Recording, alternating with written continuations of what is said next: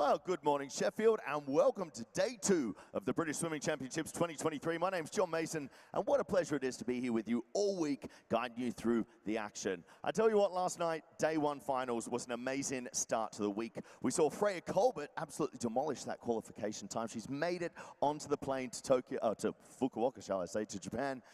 We also saw an amazing night for the women. Cara Hanlon took the Scottish record in that 50-meter breaststroke. We saw Freya Anderson go 0.03 off that qualification time to make a very solid consideration time as well. So an amazing start to the week. I think it's going to set us up for a great one ahead. And hopefully today's going to be much more of the same. It all starts right here in the heat session. These athletes battling it out for a place in tonight's final. Now, wherever you're watching from, if you're watching at home or, of course, here in the studio, in the arena, we would love to hear from you guys, okay? So if you're taking your selfies, if you're taking videos, supporting your teams, whatever it may be, make sure you're using the hashtag BSC23, and, of course, tag us at British Swimming across all platforms. We'd love to hear from you. But it's not just this event happening here. Coming up over the summer, an amazing one is coming to Manchester. We have the World Para-Swimming Championships. It's coming to Manchester. It's going to be a fun one over the summer. So we've got a little bit of video for you, so let's take a look.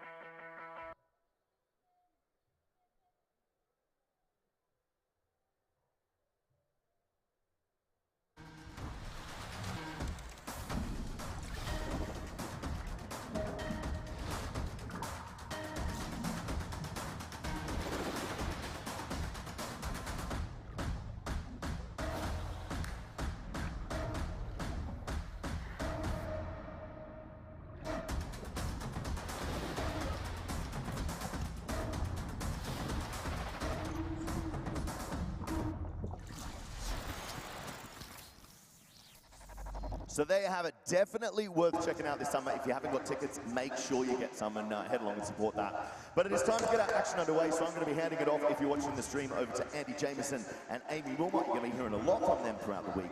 And if you're in venue, it's over to John and Amy. So we'll get into it. See you in a bit.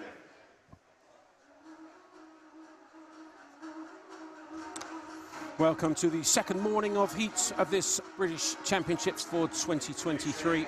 7 events this morning. And starting off with the men's 50 meters breaststroke. 50 meters backstroke.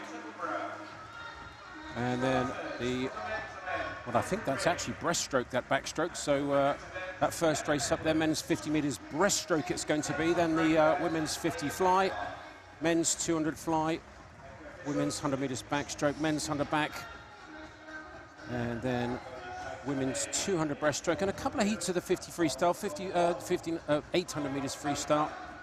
The final heat, the fastest heat, will be heat declared winner, held in the final session this evening, which starts at 6 o'clock.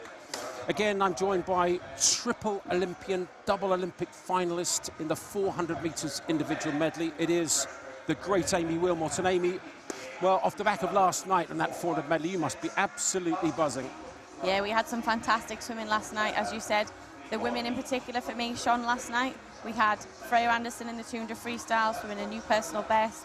She mentioned how she'd been a little bit stagnant, not getting that time for a couple of years, and then last night she kind of trusted that process and it happened for her. And then we saw the women's 400 medley and we saw that really good battle between Freya and Katie to both push them to massive 3 and 4 second PB. So yeah, I was really, really impressed with night 1. Did it surprise you, the time? I mean, I think we were hoping that both of those swimmers, Freya Colbert and Katie Shanahan, would go close to the consideration time, but the winning time, a qualification time for the World Championships, is quite exceptional, isn't it? Yeah, it's really impressive, and you want those times to guarantee yourself a place on the team or a place on the plane. So when it happens and you're the right side of that, I think it was 0.0 3 that Katie was just outside. So yeah, it's good to see both those girls really push each other, and I think they spurred each other on to get that performance. So it was a really positive start. Well, that was last night. This morning we have 7 events, and it's going to kick off with the men's 50 metres breaststroke, and then heat number 9, the final heat, we will be seeing Great Britain's James Wilby, won the 100 metres last night. Commonwealth champion, of course, on the 100, Olympic silver medalist. He goes in heat 9. Generally swims 6 heats in this morning's session. So heats 1, 2 and 3, the slowest 3 heats, will be held in a lunchtime session. So this straight into heat 4, men's 50 metres breaststroke. Carwyn Jones, fastest seed of Mount Kelly in lane 4. Men's 50 metres breaststroke, heat 4. There is no lane 1. Lane 1 is withdrawn. So Carwyn Jones of Mount Kelly right in the centre in that white hat, had a decent start, but also in lane number 2, that's 3 from the bottom there with that black hat of Loughborough University. Mackenzie Cannon going very well down this first 40 metres or so of this, the first heat that we will see. It's heat 4, the men's 50 metres breaststroke. Tying up a little bit at the end, but a good swim, 29.34 for Mackenzie Cannon. And a quarter of a second lifetime best from him. Yeah, really good swim, really good start. Got up into that nice high stroke rate pretty quickly. All the way down that 50, kind of held on to that. And yeah, really good to see him get his hand on the wall in a 0.5 PB. Well, yesterday, I think in the heats, we just saw wave after wave of lifetime bests. I think senior management at British Swimming, the performance director and chief coach, really looking for season's best when they come here, particularly in the morning. Very keen to see them in the morning doing particularly fast. And yesterday, what a great example of how to do it was. Yeah, we had lots of swimmers, as you say, swimming season's best here. A lot of junior swimmers swimming personal best, so it was good to see that. And then a lot of those swimmers moved it on even further in the evening, and that's exactly what you want from heats to finals. Keep an eye out at lane 2. Olivier Vedrine of City of Norwich. In the 100 metres last night, so a wonderful 62.85. Made the junior qualifying time by 1/100th of a second. He's in lane number 2, 0 at the bottom. So that's the white hat. But going well in lane number 4 is Ronnie Hallett of Plymouth Leander at the moment. And Hallett, very aggressive, really driving forward in this 50 metres breaststroke. The silver hat in the centre there. Coming through in 3 is Ellington of University of Stirling, who gets the touch. Hallett does get it from Ellington. 1 and 2, 29.29 from Hallett. And another, well, season's best, a really good swim from him. Yeah, Ellington there, powering into the wall. Just couldn't quite get Ronnie Hallett there to finish, but finishes 0.01 seconds behind him. So both those boys pretty quick. 29.30, as I said, 0.01 behind. And Oliver Vedrine last night, our awesome 100 breaststroker, comes in third, 29.43. Well, already it's heat 6 of this men's 50 metres breaststroke. Oscar Bilbao in lane 4, the fastest seed. Actually won the B final of the 100 metres breaststroke last night, and his split was 29.8. He's only entered on 29.3 in the 50. Quite extraordinary. He's in 4, Bilbao of Repton.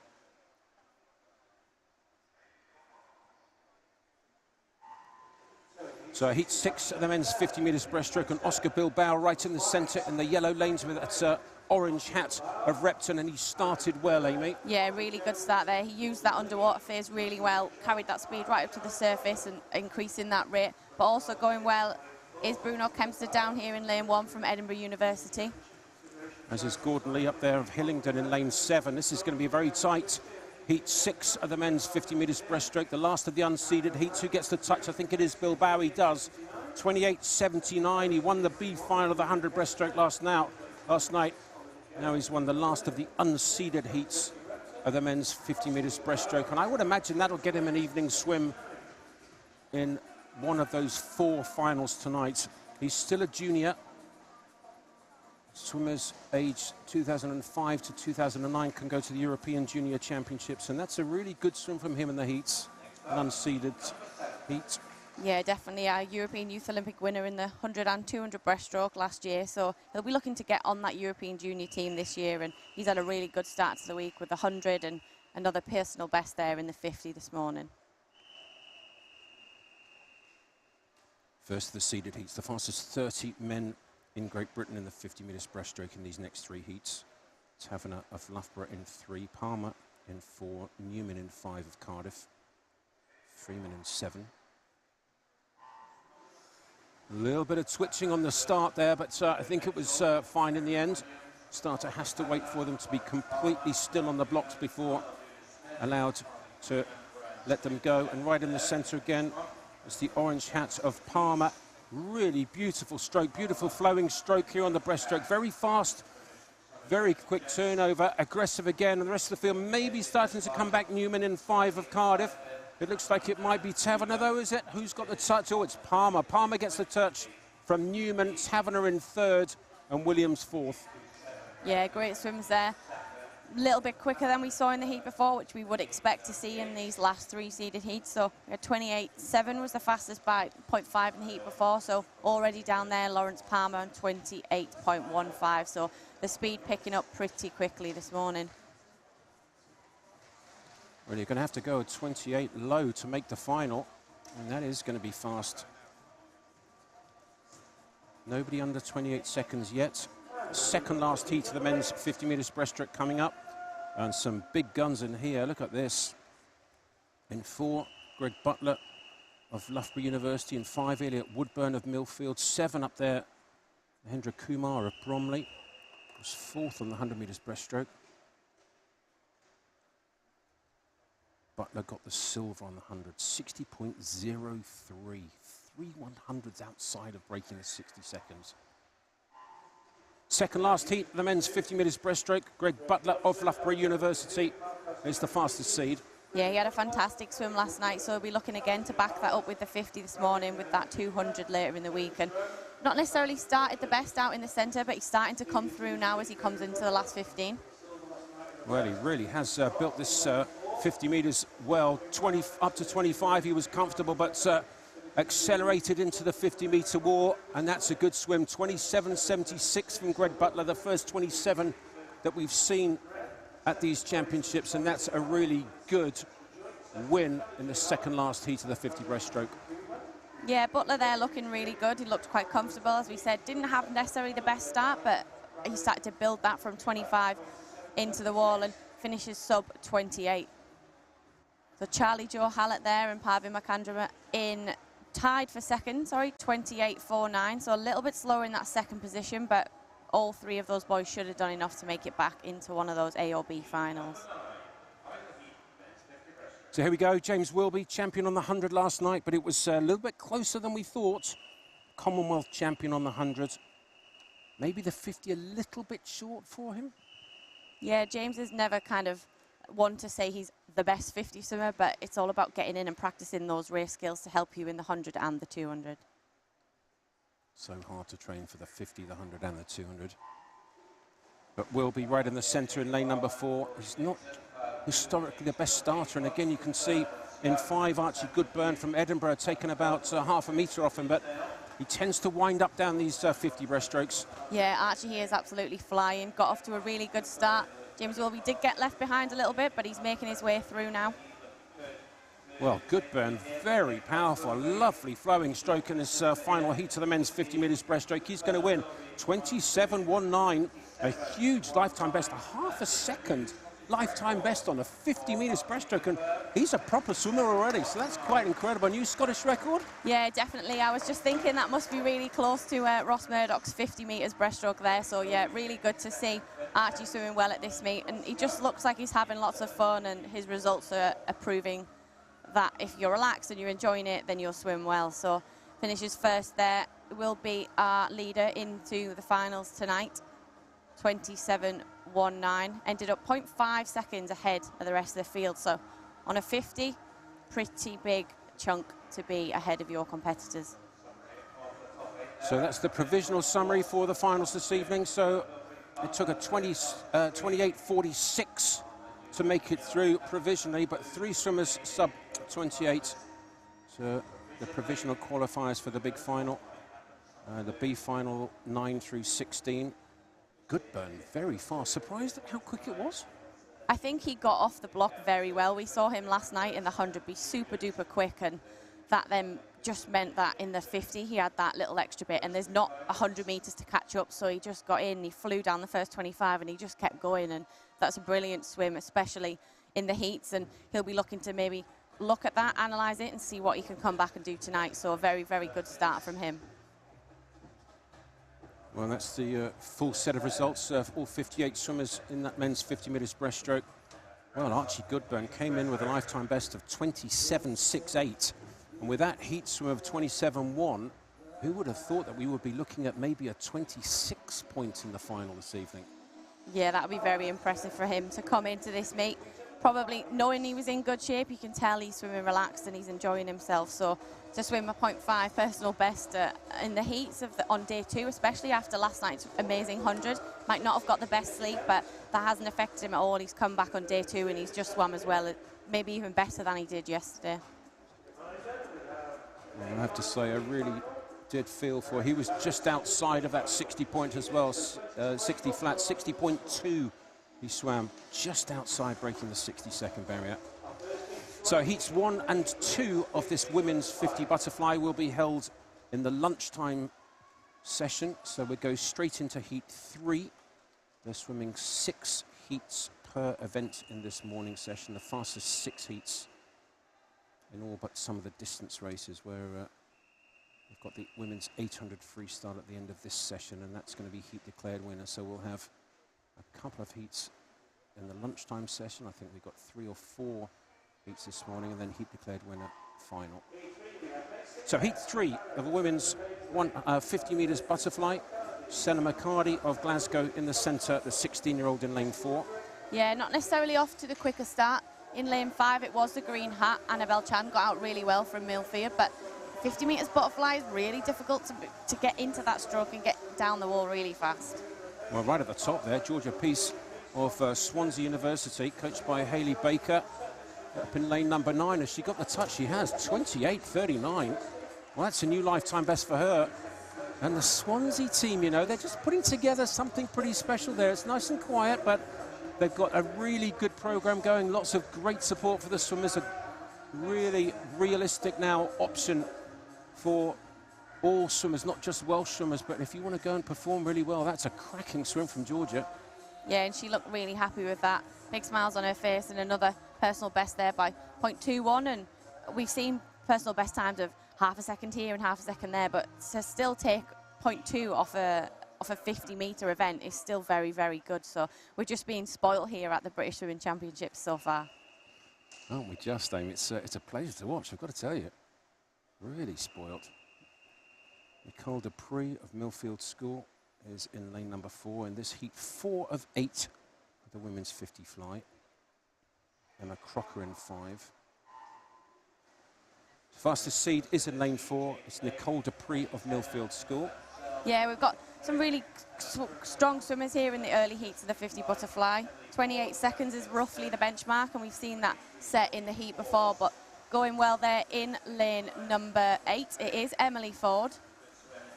Emily Ford of University of Surrey Swim Club, and she's had a great first 40 metres or so. Needs to just lock in on the wall here. She's got a good touch too. That's a great swim, 28.05. Well, another lifetime best by a quarter of a second for Emily Ford of University of Surrey. Big smile, and so she should have. Well done. Yeah, Emily was a very, very good junior swimmer. Last year, I think she probably wasn't super happy with her performances at the British Championships, but she's come in this year and took off 0.5 of her season's best, back under that personal best of 28.3 she had before, so another big chunk off that 50 this morning. Heat 5, the last of the unseeded heats in this women's 50 metres butterfly, and then the fastest 30 swimmers will be in 6, 7 and 8. And Sky Carter of Basildon and Phoenix. Well, I would imagine here we're going to start getting close to going under 28 seconds, and already it's very quick. 28.1 in that last heat was brilliant. Sky Carter fastest seed in 4. So Carter in 4 and the orange hat right in the centre. Good start in lane number 5 coming from Evie Float of Plymouth Leander. Yeah, it's really important to make sure that you're using the underwater work, especially in these 50-metre events. You've got 15 metres to use underwater, so a lot of the swimmers will choose to maximise that. Up in lane 8 again. 8 seems to be a good lane in this women's 50 fly. It's Catherine Elland of Poole.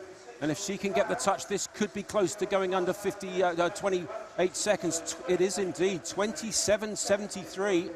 Catherine Ellen wins it. Second is Audrey Lau of Birmingham. She also went under 28, 27.96. Some quick swims there. Yeah, really good swim there from Catherine. Had that really good start, which we mentioned, used that underwater work to her advantage, popped up, and coming into this, she had a season's best of mid-28, so she's under her personal best, way under her season's best, so another really good swim there. 2 swimmers sub-28, and we haven't even got to the fast heats. The 3 fastest heats now coming, 6, 7 and 8. Georgia Pryor of Deventio XL is the fastest seed in this heat 6. Lucy Grieve next to her in 5. Pryor in 4, Grieve in 5. Isabel Goodwin of Leeds in 6.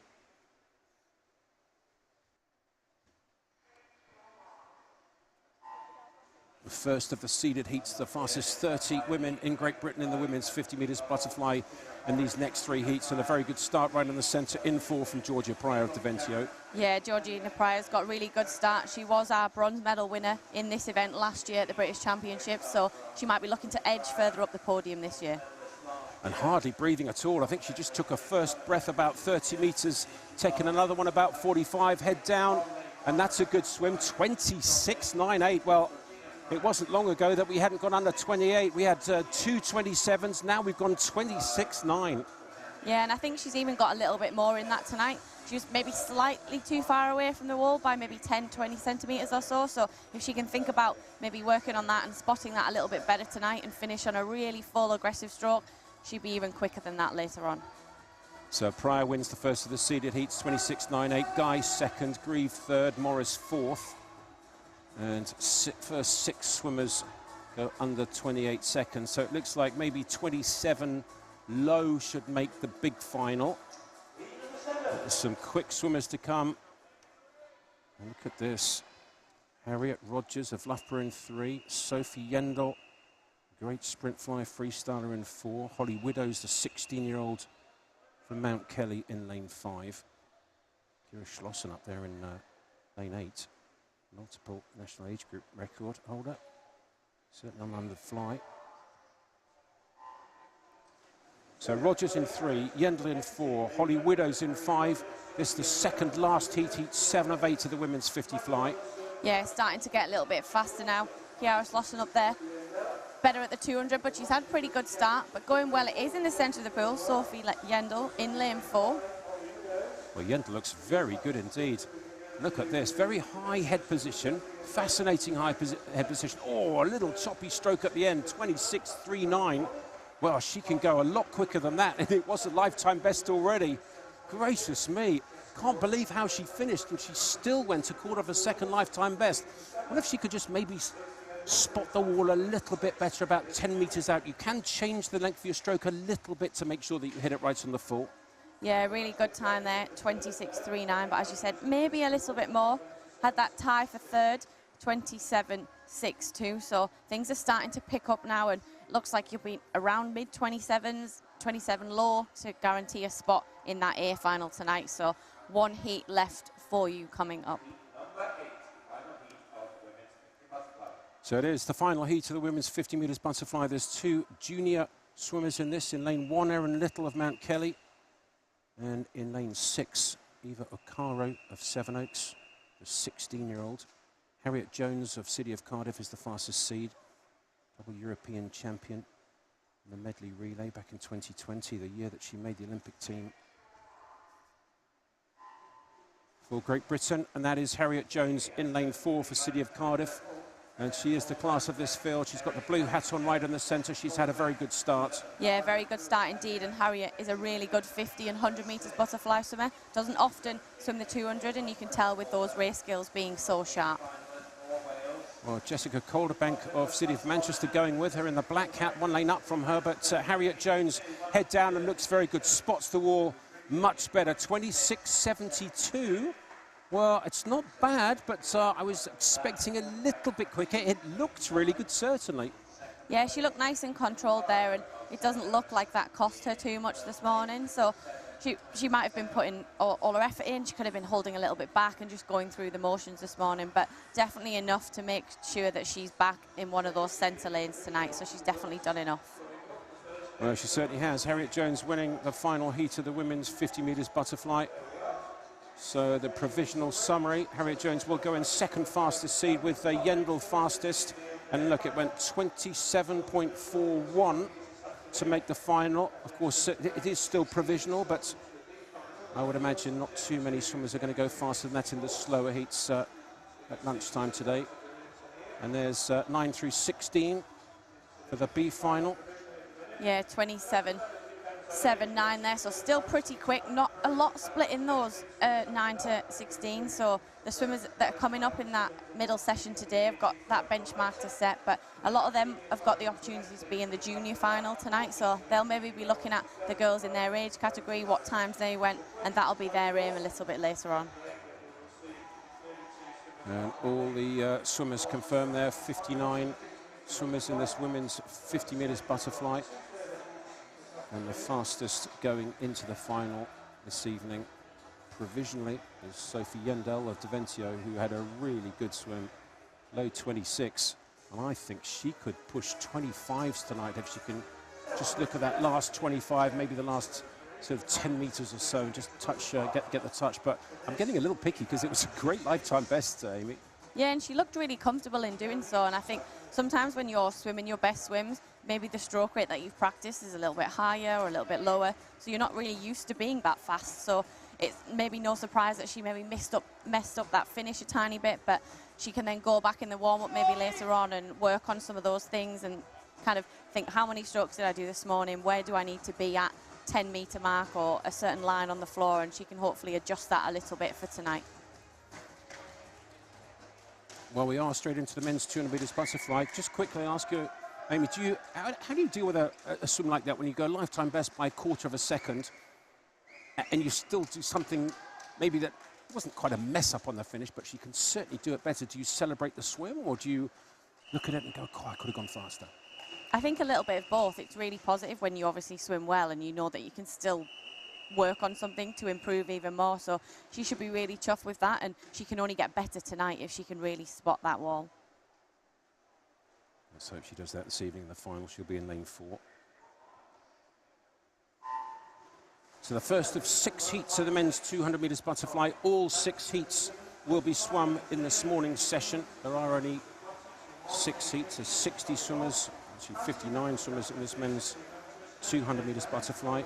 Evan Davison of Perth City Swimming Club is the fastest seed in lane number 4 with that red hat in the centre, but possibly going out best at the moment, looks like, in lane number 1, Aidan Mitchell of Solihull. Is it Mitchell to turn first, just 27.6 at the 50. Yeah, he's really good start there. Really nice first 50.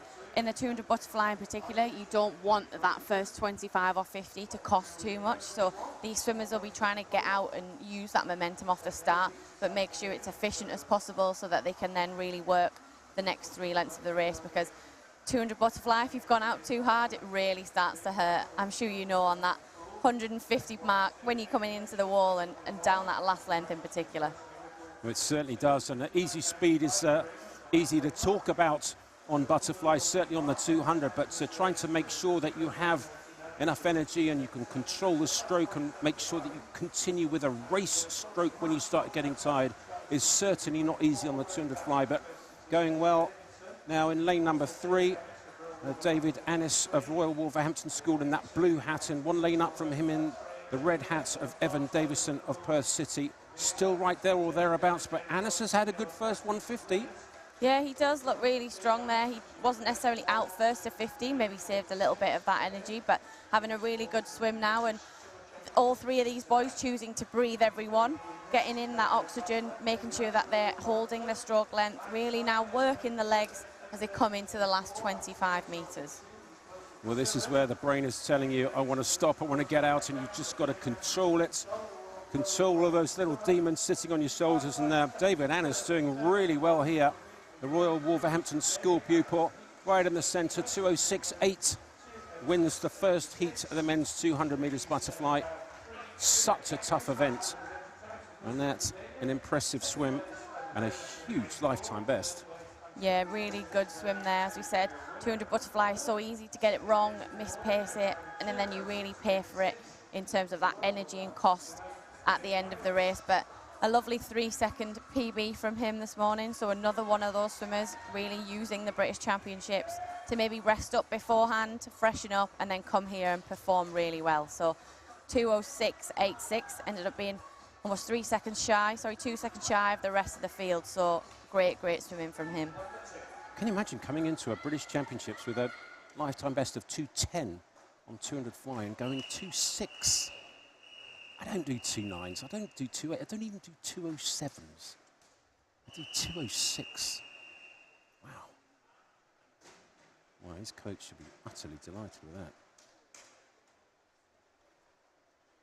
Second heat men's 200 fly.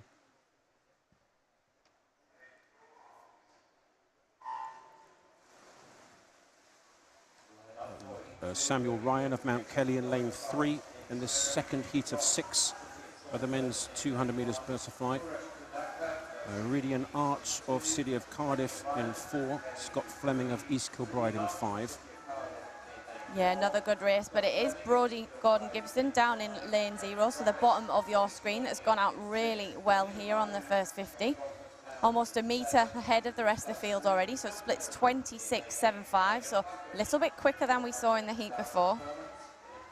Oh, Amy, I have to say, when I watch 200 fly races and see somebody go out this quick, I just always, I hope he knows what he's doing. I'm sure he does. I'm sure it's a race tactic, but oh my goodness me, if he goes out a little bit too quick, it hurts so badly on the second half. But two guys really out here in lane number 6 and in lane 0. And in lane 6, Kreviek of East Lothian swim team gone out very fast indeed. Look at that, 58.3. Yeah, really good second 50 from him there. So he's just used that first 50 to maybe go out a tiny bit slower. Almost 31 seconds there, so high 30 points. And if he can hold that and then bring it back around that mark, he's on for an absolute fantastic swim. And starting to feel that early pace right at the bottom in the red hats is Brodie Gordon-Gibson, but he's still going well from Warren de Baas Club. This is a gutsy swim from him, but very impressive up there. Stefan Kreviek of East Lothian turning 1:30.1. Well, his entry time is 2:09. He's going to absolutely smash that as long as he can hold on down this last 25. Yeah, he's going to be way under that this morning. He's had a really well-paced race here, and he probably knew he had this in him, so he's left the rest of the field, focused on his own race, and tying up a little bit now into the wall, but it almost doesn't matter because he's so clear of the rest of the field, and he's going to be way under his personal best time here. Well, his entry time was 2:09.0. He's gone 2:04.1. Show me a smile that says that is an outstanding swim. I don't think he can quite believe it. Looking for his coach. Go on, give us a wave. That is a brilliant 200 metres butterfly swim. If your best time's 2:09, you've gone 2:04. Yeah, there's the smile. And he's still got a little bit to work on. Maybe tied up just a little bit on that last 50. So he's got plenty of opportunity to, if he's in one of those finals tonight, which he could very well be, go back and maybe tweak. Maybe the second 50 is not as quick like we just saw him there, and maybe he's got a second in the last length. So he's definitely got room to improve on that 2:04.11 that he's just set in the heats this morning. Well, there were a lot of great swims there. First 5 or so at least lifetime bests. So heat 3, 6 heats in this men's 200 butterfly. This is heat 3. Aaron Fox of City of Sheffield, the fastest seed. Joshua Press next to him. Fox in 4. Joshua Press in 5 of University of Stirling. It's probably fair to say that this event is not the strongest in British swimming at the moment, with only a couple of swimmers entered under 2 minutes.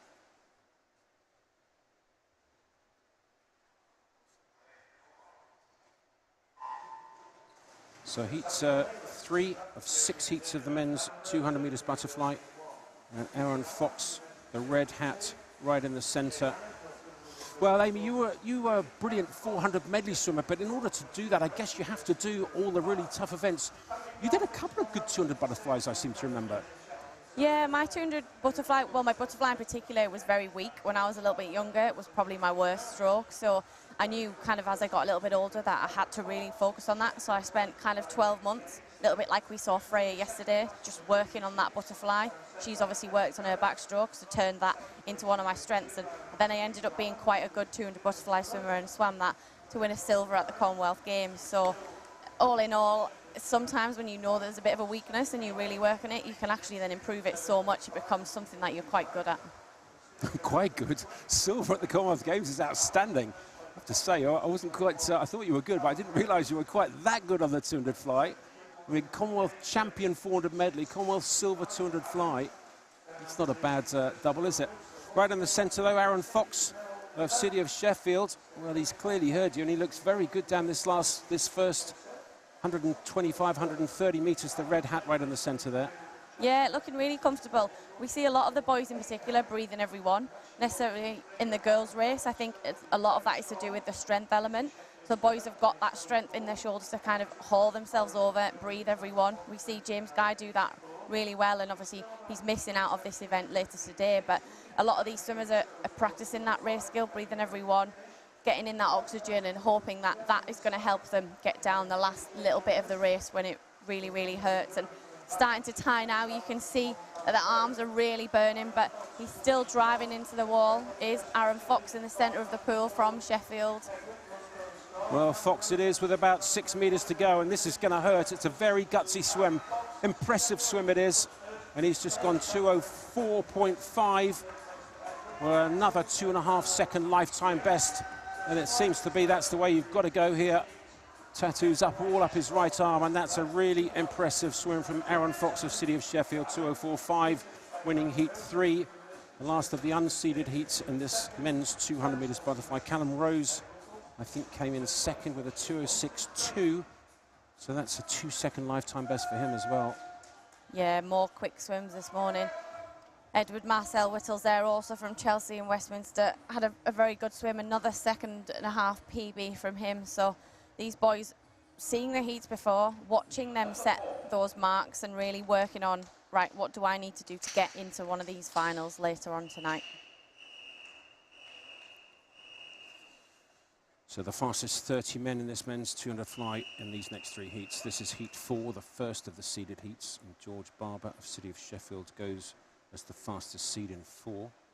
Ruben Roebuck and Keating of City of Manchester in 5. So the red hat of George Barber of the City of Sheffield right in the centre, but slightly better start coming in lane 7. That's 3 from the top. The black hat there of James Cleaver of Beckenham. Yeah, also going well there. Here's the black hat from the City of Manchester, Ruben Rothbaum-Keating, and we saw him in the 400 freestyle as well yesterday. So the tough double for some of these swimmers to swim a really good 400, get that rest and come back and do a 200 butterfly on day 2. Hendrik van der Leest of University of Bath down in lane number 1 in the blue hat. 0 right at the bottom. Hendrik van der Leest of Bath looking pretty good. Many of the swimmers down this first 100 metres, I think, just trying to get to the 100 metres turn quickly and as easily as possible. Nice, easy speed, chin as close to the water as you can so you don't use too much energy going up and down, and try and use all your energy to go forward. First to turn 57.66 was James Cleaver up there in lane number 7. Yeah, really good start. Ruben Rothbaum-Keating now starting to kind of come through on this middle part of the race. So the third 50 in particular in the 200 butterfly is where you really try and dig in, because you want to hold that rhythm from the first 100 but not necessarily use your legs too early. So for me, I'd try and kind of really work my arms on this little bit so that I would save the legs for the last 50 when it's really hurting. Well, still just in the lead up there is James Cleaver of Beckenham, 1:29.7 at the 150 metres turn. So he's going to be on for about maybe a 2:01, possibly, something like that, if you can bring it home. Ruben Roebuck and Keating in lane number 5, maybe starting to take over down this last 50 metres of this heat 4 of 6 heats of the men's 200 fly. And if they can get reasonably close to, well, 2:02.5 was the 8th fastest seed, 2:02.5. So if they can get somewhere close to that, they've got a decent chance of making it through to the big final. And that was under 2:02.5. 2:02.39, the winner, Ruben Robotham Keating of City of Manchester. Holding on for seconds, James Cleaver of Beckenham. Yeah, it looked quite comfortable there for him. Doesn't look like it cost too much this morning, maybe saving a little bit in the tank for tonight's finals, but all in all a pretty well-paced race from him to finish first. 2:02.39. A little bit dangerous to save something in the heats of this 200 fly because it is very close. It's not particularly quick. It's not the strongest field that we've got at this British Championships in this men's 200 fly, but it's certainly very close. Lots of 2 minutes and 2 minutes 1 point. So if you can get under that 2:02, pretty much guaranteed to make the final. It's the second last heat of the men's 200 metres butterfly. Heat 5 of 6, nobody in lane 8. There is a lane 9 right at the very top. And the starter not quite happy. A little bit too much noise in the pool. I think maybe somebody diving on the diving board's making a little bit too much noise. So the starter's, well, he's looking a bit, he's looking a little bit angry. He's going to go down there and sort them out. Yeah, quite often, sorry Andy, their swimmers will be warming up for their event, maybe slamming a med ball, I think is what we can hear in the background. So, yeah, not the ideal time to be doing that right at the start when it's quite quiet.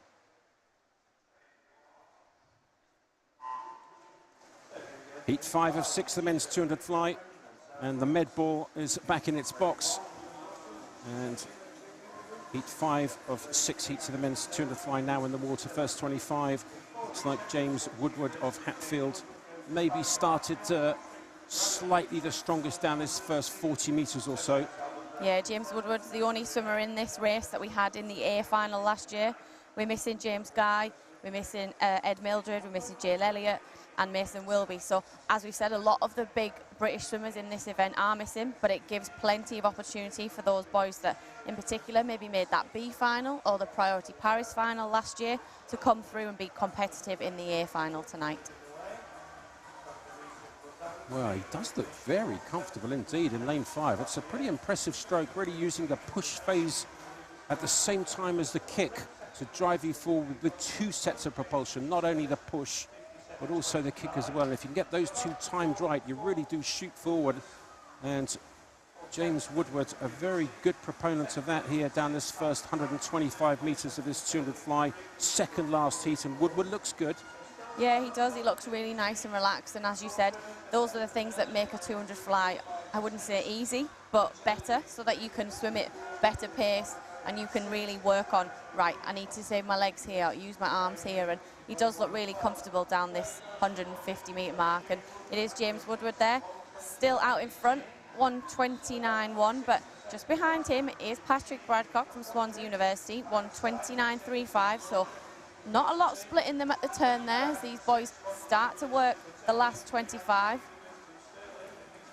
It is just about James Woodward leading, but a couple of other guys really attacking him. One lane up in the green hat is Patrick Braddock of Swansea University. Another one of their stables swimming very well. Does he get the touch? I think he does. Oh, Andrew Bertoli just got it from University of Stirling. 2:01.72. 1/10 of a second behind was Patrick Braddock. 2:01.82. That's another great lifetime best. 1.5 seconds under his lifetime best for Patrick Braddock coming in second. And some great swimming there. First 3 doing lifetime bests again.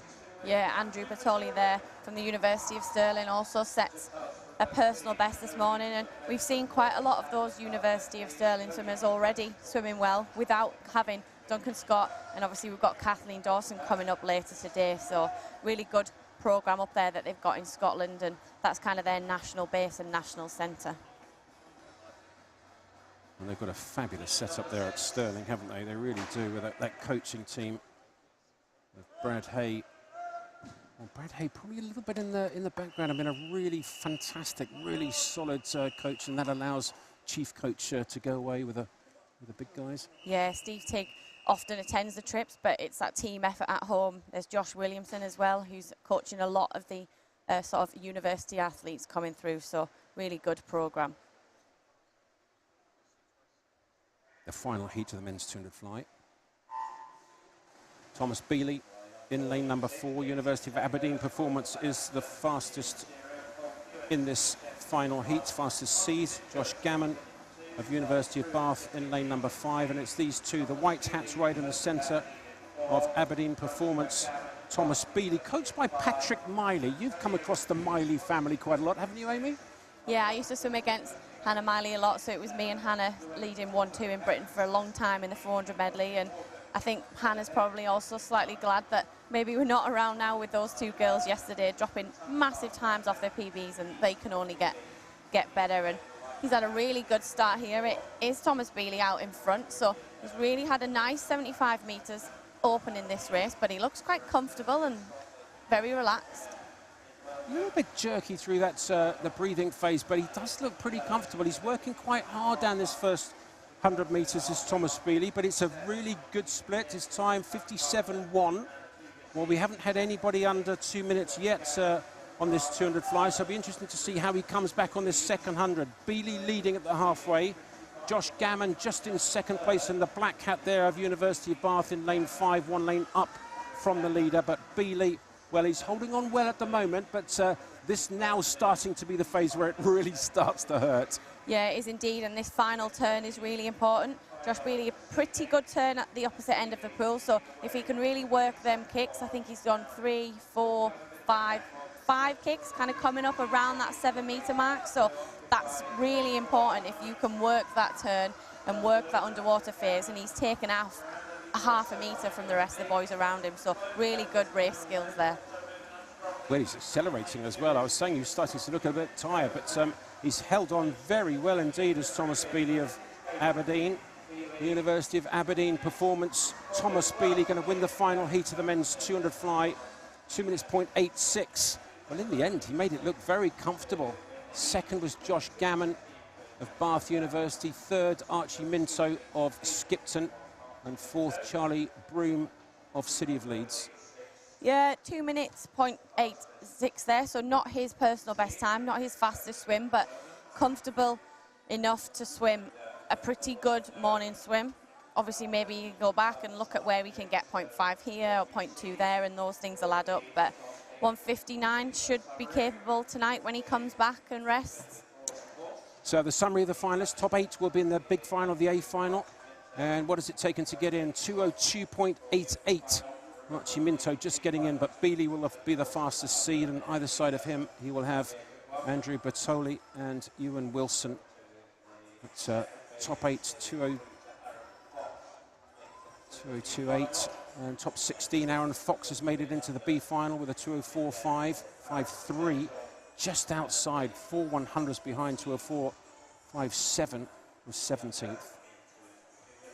Yeah, tough when you're that close to a position, but as we know, there are obviously the ages depend on which final some of these swimmers might make, so depending on the age of the boys, some of our junior swimmers that might have been in heats 1 and 2 and slightly further down the programme will make it back tonight in one of those junior finals. So lots of opportunity for the boys to really work through being a junior, either in that Priority Paris final, those B finals and those A finals. And lots of these boys weren't in finals last year, looking at the results from last year, so really good to see a different group of boys coming through in that 200 metres butterfly.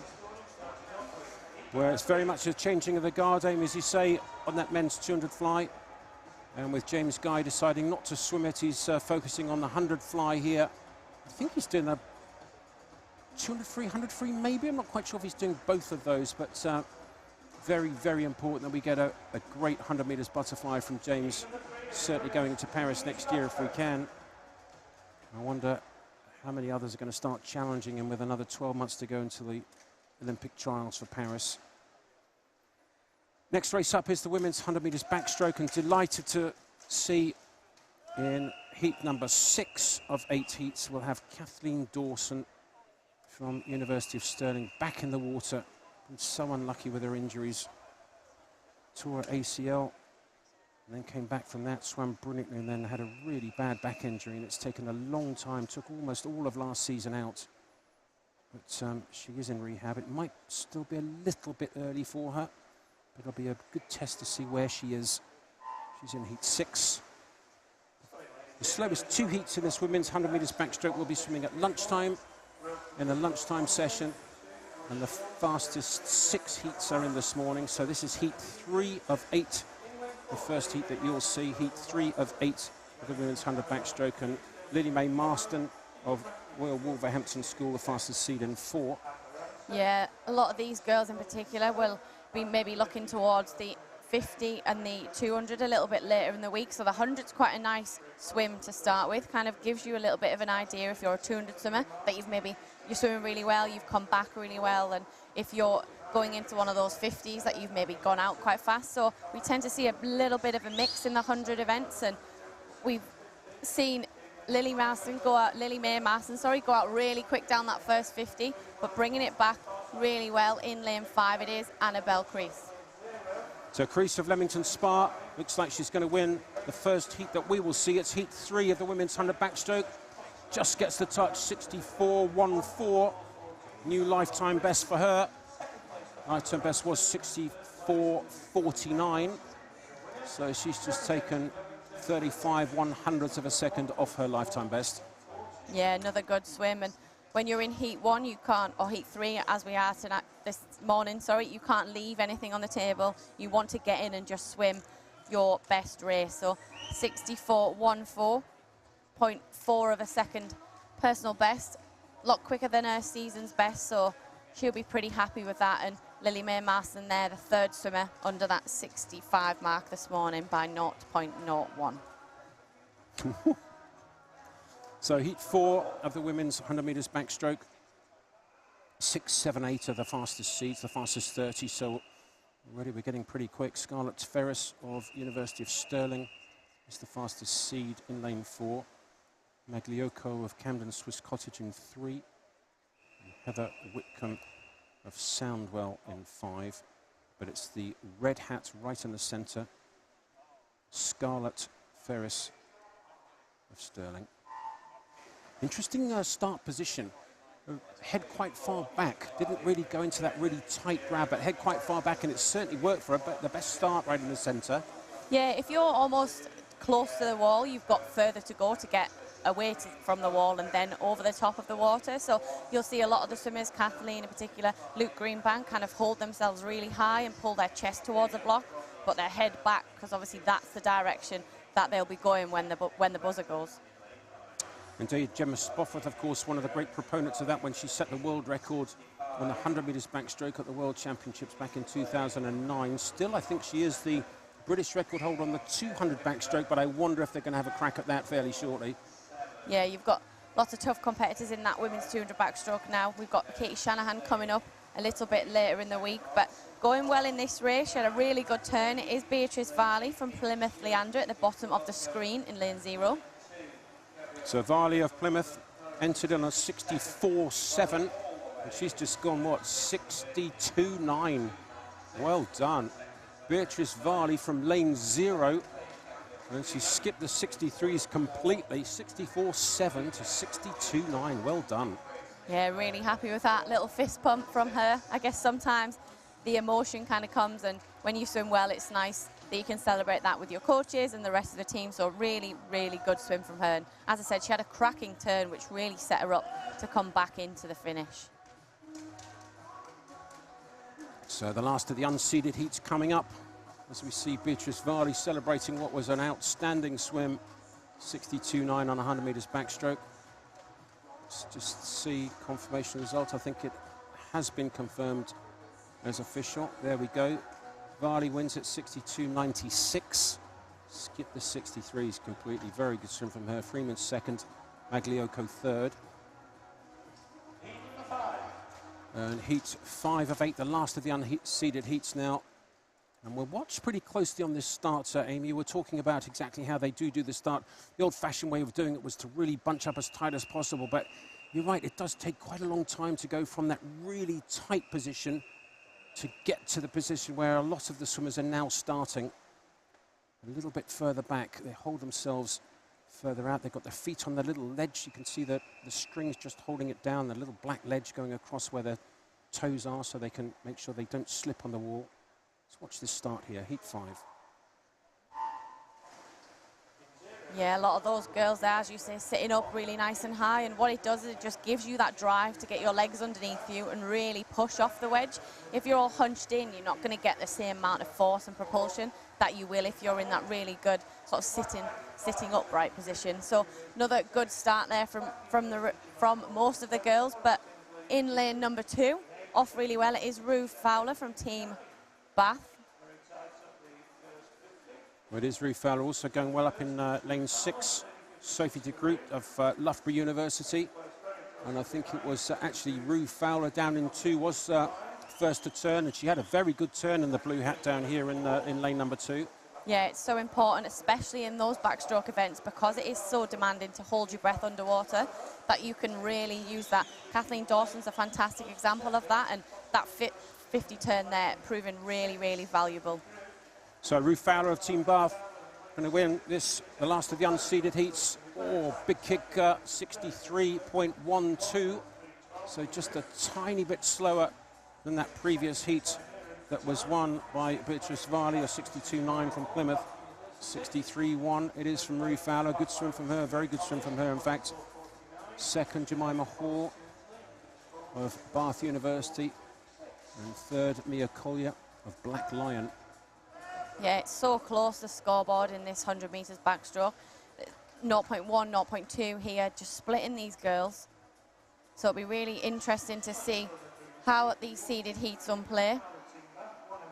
We've got Kathleen Dawson coming up in the next heat, but she'll obviously be a lot quicker than that. But to finish that heat there, Rue Fowler, it was 63.12. So 5 swimmers, in fact, in that event swimming under that 65 barrier mark, and that's kind of where the field is set at the moment, which these girls are looking to break in this next heat. So the first of our seeded heats coming up with heat number 6. And look in lane number 4, Olympic champion. One of the greatest swims I think I've ever seen by a British swimmer, when Kathleen Dawson led off that mixed medley relay at the Olympics. She had the world record holder man one side of her and the world champion man the other side of her. She led off brilliantly. Team Great Britain winning Olympic gold. So this heat 6 of 8, the first of the seeded heats, and Kathleen Dawson back from a really tough... She went very close to that 15-metre mark, very close indeed. They got to surface by the 15-metre mark, and she went very close to it indeed. The black hat and the blue suit right in the centre. Olympic gold medalist, I think still European record holder on that 100 metres backstroke, I think.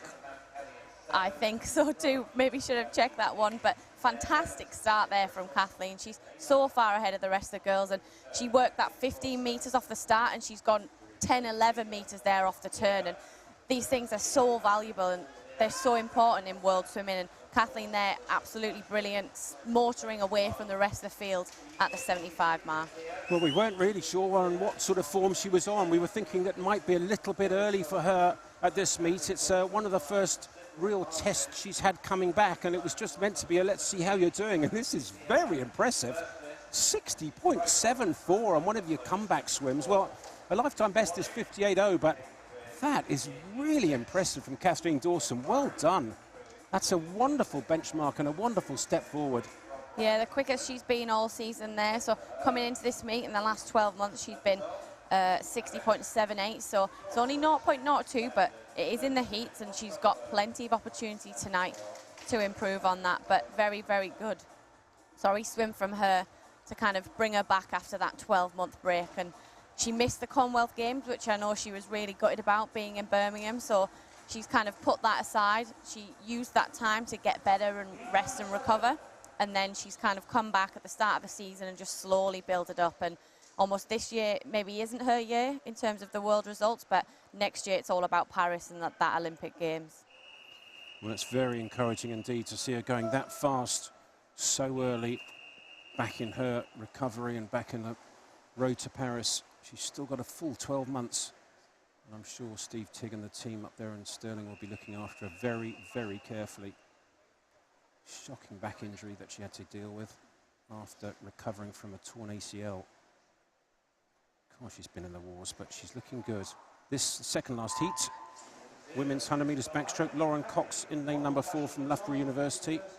And, well, she's a cracking 100 metres backstroke. Also a very good start in lane number 3, Iona Colbert of Nova Centurion.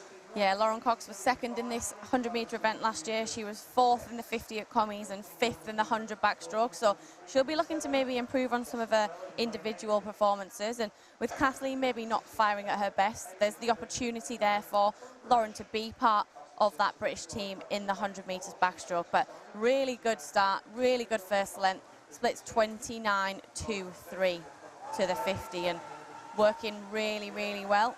Got quite a high stroke rate, as did Kathleen, but the head on backstroke being still is super important. So even if the arms are rating really fast, you want to keep that really still head position. Well, she's working hard. She's not going to be satisfied with a slow time here, and this is impressive. He's bending a little bit down this last 15 metres, but that's a great swim. Under 61, yes, 60.69. So a very good swim from her, just a little bit faster than Kathleen Dawson won the first of the seeded heats. So it looks like under 61, and you're going to get a pretty good centre lane for the final this evening. But Lauren Cox, well, she's done the job this morning in the heats. I would imagine she'll be looking to get as close as she can to her lifetime best and see if she can just dip under that 60 seconds this evening. But 60.69, pretty good. Yeah, she'd probably be pretty happy with that. As I said, the heat swim, the benchmark hasn't been super quick this morning in that women's 100 backstroke, so she'll be in one of those centre lanes tonight. Iona Colbert there was down in 3rd, our junior winner from last year in the junior final, so she'll hopefully be in one of those A or B finals, depending on this last heat. So lots to look out for. Well, there really is. But let's start with the lady in black. It is Meddy Harris of Swansea University. 4th on the 200 metres freestyle here, but she was tested on the international stage so many times last year, and every single time she stepped up, it was so impressive to see. Feet just on the little ledge to make sure that they don't slip. This is the final heat of the women's 100 metres backstroke, heat 8. Meddy Harris, the fastest seed in 4. And Katie Shanahan has withdrawn in lane number 5. Really surprising, I suppose, after that wonderful 400 medley last night. No, I think she would have liked to have been in this event, but sometimes when the event is very taxing, and she was pretty happy with that last night. I know she swam a massive personal best, but she's got the 200 medley and the 200 backstroke coming up a little bit later in the week. So just a slight delay here. Sometimes starters not happy with the backstroke ledge. Quite often they either don't click into place properly or there's a slight issue. So some of these girls readjusting them as they get ready to start the race again. Look at lane 4, the black suit, the black hat. Very high feet position. That's interesting, Meddy Harris. But it worked very well indeed. Well, with Katie Shanahan withdrawing in lane number 5. Lane 4, it is the fastest seed. Very good proponent of the underwater. 14.5 metres for Meddy Harris of Swansea University. Really well drilled, and she looks good. Look how high, how far back ahead is. Beautiful flat position. Yeah, she's got a lovely technique and a lovely stroke in this backstroke, and she's got fantastic underwater work as well, and we saw her use that in the 200 freestyle yesterday. But used to seeing her in backstroke events, but she's one of these athletes that, given a challenge, will get in and she will do what the team need her to do. But the 100 backstroke here being her main event. Well, the qualification times for the World Championships for the Team Great Britain are very fast indeed. Automatic is 58.9. Well, that's very fast indeed. Consideration is 59.6, which certainly Meddy Harris is capable of. And she looks good down this last 5 metres or so of the final heat of the women's 100 backstroke. 60.76. So all 3 of our fastest swimmers are going to be within 1/10 of a second of each other. And that's going to be a cracking final tonight. Final starts at 6 o'clock this evening. Don't miss those, because it's going to be really, really interesting. This women's 100 backstroke head-to-head is going to be fascinating. Yeah, it will be indeed. Lawrence, some of these swimmers looking just to dip under that 60-second barrier, so that's a tough ask if you're maybe not firing, but Mehdi, Kathleen and also Lauren have got the chance tonight to come back and see if they can improve on that and get as close as they can to that consideration time for the World Championships. So a provisional summary of the finalists. Lauren Cox just going in fastest by 5 100ths from Kathleen Dawson, and then 2 100ths behind her as Mehdi Harris. Nothing to choose. 7 100ths between those top three. And that is going to be a very, very interesting final this evening. Cox in fastest, Harris in second. Was it Kathleen Dawson in second? Yeah, very, very close between those girls, as we said, just sort of 0.7 splitting first to third, so it could go any which way tonight for the win. But one of those girls will obviously need to be at the World Championships this year if they're going to swim the women 4x100 medley relay. Also, they need alternates for the mixed 4x1 relays, so plenty of opportunity, even if they're just outside of that time, to be one of those wild card swimmers on the team in the summer. Would be great to see somebody go in that consideration time. The British team, of course, have set very, very tough automatic qualification times to make the World Championship team in July in Fukuoka, Japan, later on this year. And 58.95 is the automatic qualification standard for the women's 100 metres backstroke, but 59.6, 59.65, not impossible for consideration. And I think pretty much without exception, if you do a consideration time here, you're going to be selected. Of course, there's a selection meeting, I think, on Monday of next week to actually confirm that. But I'd be very surprised if people doing the consideration time don't make it. Yeah, they are so tough and so challenging that that's what they're there for. British women set these really tough criteria so that they want to take the world's best team to compete against the world's best swimmers at the major championship. They're not looking to take swimmers all the time for experience at these really key meets. That's quite often what maybe the Europeans is for. So the first of 6 heats of the men's 100 metres backstroke. All 6 heats will be in this morning's session. And a great start there in lane number 5. The second of the 2 Mount Kelly swimmers, that's Harry Robinson. In lane 5 and 4, it's Fergus Thompson, also of Mount Kelly, and a really good proponent of that underwater 15 metres. Yeah, 15 metres is the point where you can use underwater, and that is to the head. So if your arms are past 15, you're fine, but as long as your head isn't past that red mark and that rope, then you're totally fine. And you want to use the 15 off the start and the turn if possible, but due to the oxygen deprivation, that is very, very tough. And these boys having a really good crack at this. Second 50. So lane 6, Andrew Jones of the Royal Wolverhampton School.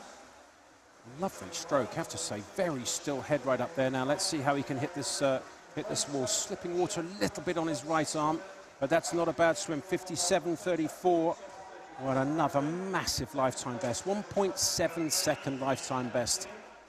Some of these times they're doing, I've got to tell you, I think we should measure the pool and just check it, because some of them are utterly brilliant. 1.7 on 100. Yeah, and we're having lots of swimmers swim personal best from those outside lanes, and that really cheesy saying of if you've got a lane, you've got a chance. And no matter whether you're sort of fastest seeded in the middle or you're in one of those outside lanes, you've got the opportunity to swim fast this morning and clinch one of those final positions. So it's really good to see every single athlete giving it their all in the morning, and we're seeing PBs, season's best, time after time, so much that we can't actually keep track of all of them in every single heat. So it is really great to see. It certainly is. This heat 2 of the men's 100 metres backstroke. Mark Edmondson, excuse me, of Team Bath, the fastest seed in 4. Hutchison of Leicester in 3. Krishna Dutov swimming well here for Guildford City. Already he's in lane 2. 6 juniors in this heat. Yeah, some really young swimmers coming through. Dean Fern in lane 0 there, born in 2008, so he'd be looking to compete against the big guys in this 100 backstroke. Lane 3, very good start. Jake Hutchinson of City of Leicester. Also closest to us, Dean Fern of Aberdeen Dolphins, had a cracking start, and as you say, born 2008. Does that make him 15? Gracious me. Right at the bottom of the screen, the 15-year-old had a really good first 50 here. Yeah, quite often when, as we said, you're in those outside lanes, you've only got your own race plan to focus on, and he's got lovely race skills there, had a really good underwater turn, but in the centre of the pool in the blue hat, it was Mark Edmondson there using almost 14 metres of that, so fantastic to see. But coming through now really well in lane 3, it is Jake Hutchinson from the city of Leicester. So it is Edmondson in 4, Hutchinson in 3, also going well in 6 is David Annis of Royal Wolverhampton School. Very tight on the touch. Who gets it? Well, Mark Edmondson gets it. Team Bath 57.78, 2/10 of a second ahead of David Annis of Royal Wolverhampton School. And third was, I think it was Jake Hutchinson in the end. It was third, I think, 58 flat. Lifetime best for all 3 of them. This was Dean Fern as well, so the first 4 at least. I haven't got down to 5 and 6, but lifetime best for each of the first 4. Brilliant swimming. Yeah, Charlie Meek also personal best, trying to be as quick as I can to work this out. Lane 6 just under his personal best, so yeah, some brilliant, brilliant swims there. So heat 3, last of the unseeded heats in this men's 100 metres backstroke. Ellis Morgan, the fastest seed from Hillingdon in 4, with Archie Evans in 3 and Nathan Wells in 5. Again, quite a few juniors. You can attend the Junior European Championships if you're born from 2005 to 2009. So in this heat, lanes 6, 7 and 8, all juniors. Adam Graham, Robert Burgess and Henry Gray. Yeah, European Juniors is a great opportunity for these boys to be part of that team. And if you're good on the 100 backstroke, obviously you've got the chance to swim the 50 when you're out there. Another fascinating starting position from Ellis Morgan right in the centre of Hillingdon Swimming Club. Oh, and coming up right on that 15-metre mark again, the white hat right in the centre. Maybe a slightly better start. The best start in the field, Nathan Wells of West Norfolk Swimming Club in 5. Yeah, it's so easy to adjust that 15-metre point. If you think you've got half a metre either side, you can either add or take away a kick. So those are the things that your coach will be really looking at in the stands, because those tiny bits make a big difference to your overall time. Again, good underwater. Very fast around the wall was Nathan Wells in lane number 5, but this is a really tight heat number 3 of 6 of the men's 100 metres backstroke. Yeah, super close from these boys. Swimming super quick, obviously down there in lane 0 as well, having a fantastic swim from Edinburgh. It is Jordan McPhail, but looking like he's coming from the centre of the pool. So in 6, Adam Graham maybe just ahead. Who's going to get the touch? It is Graham just. 57.39 wins it. 57.45 was second. 6 100ths behind Graham was Nathan Wells in second position. But what a tight race that was in that final 15 metres or so. Goodness me. Yeah, really important to make sure that you're building into the wall. British swimming's philosophy is you don't win a race from the beginning, you win it at the wall. So you want to be carrying that speed and finishing well, not finishing like you're struggling, trying to clamber your way in. 8 100ths of a second splitting the top 3. I like that saying, Amy. I'm going to have to pick up on that again fairly shortly. You don't win it at the start, you win it at the end. That is interesting.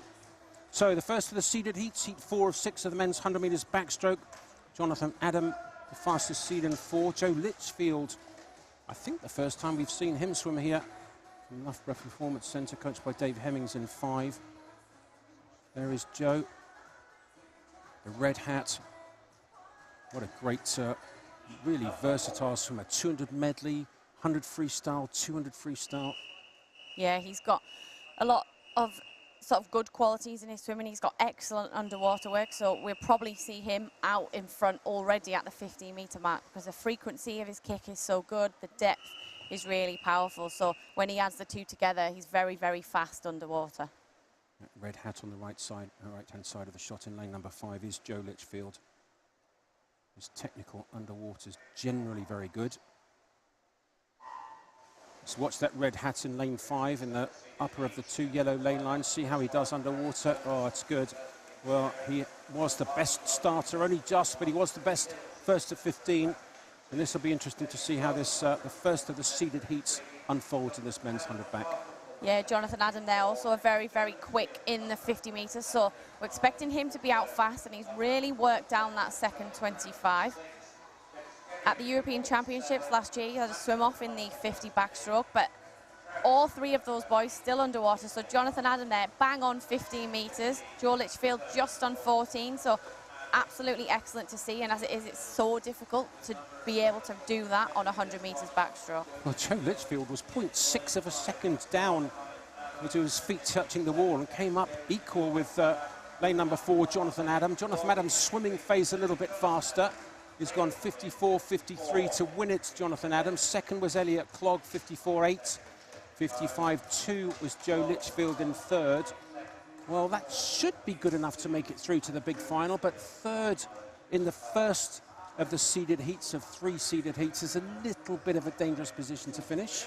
Yeah, it can be, because you're either, if everyone's third and you're just the wrong side of all those third place finishes, you then obviously end up in 9th, which means you'll be the fastest in the B final. So 55.2, not Joe's fastest swim. He is capable of swimming a very high 53 points. So Jonathan Adam, not far off his best, but it was good to see Elliot Clogg close to his personal best and around his season's best swims. So yeah, 3 really strong competitors there leading the way. Heat 5, the men's 100 metres backstroke, and Brodie Williams, our Commonwealth champion, goes in lane number 4. There is Brodie in that red suit and the black hat.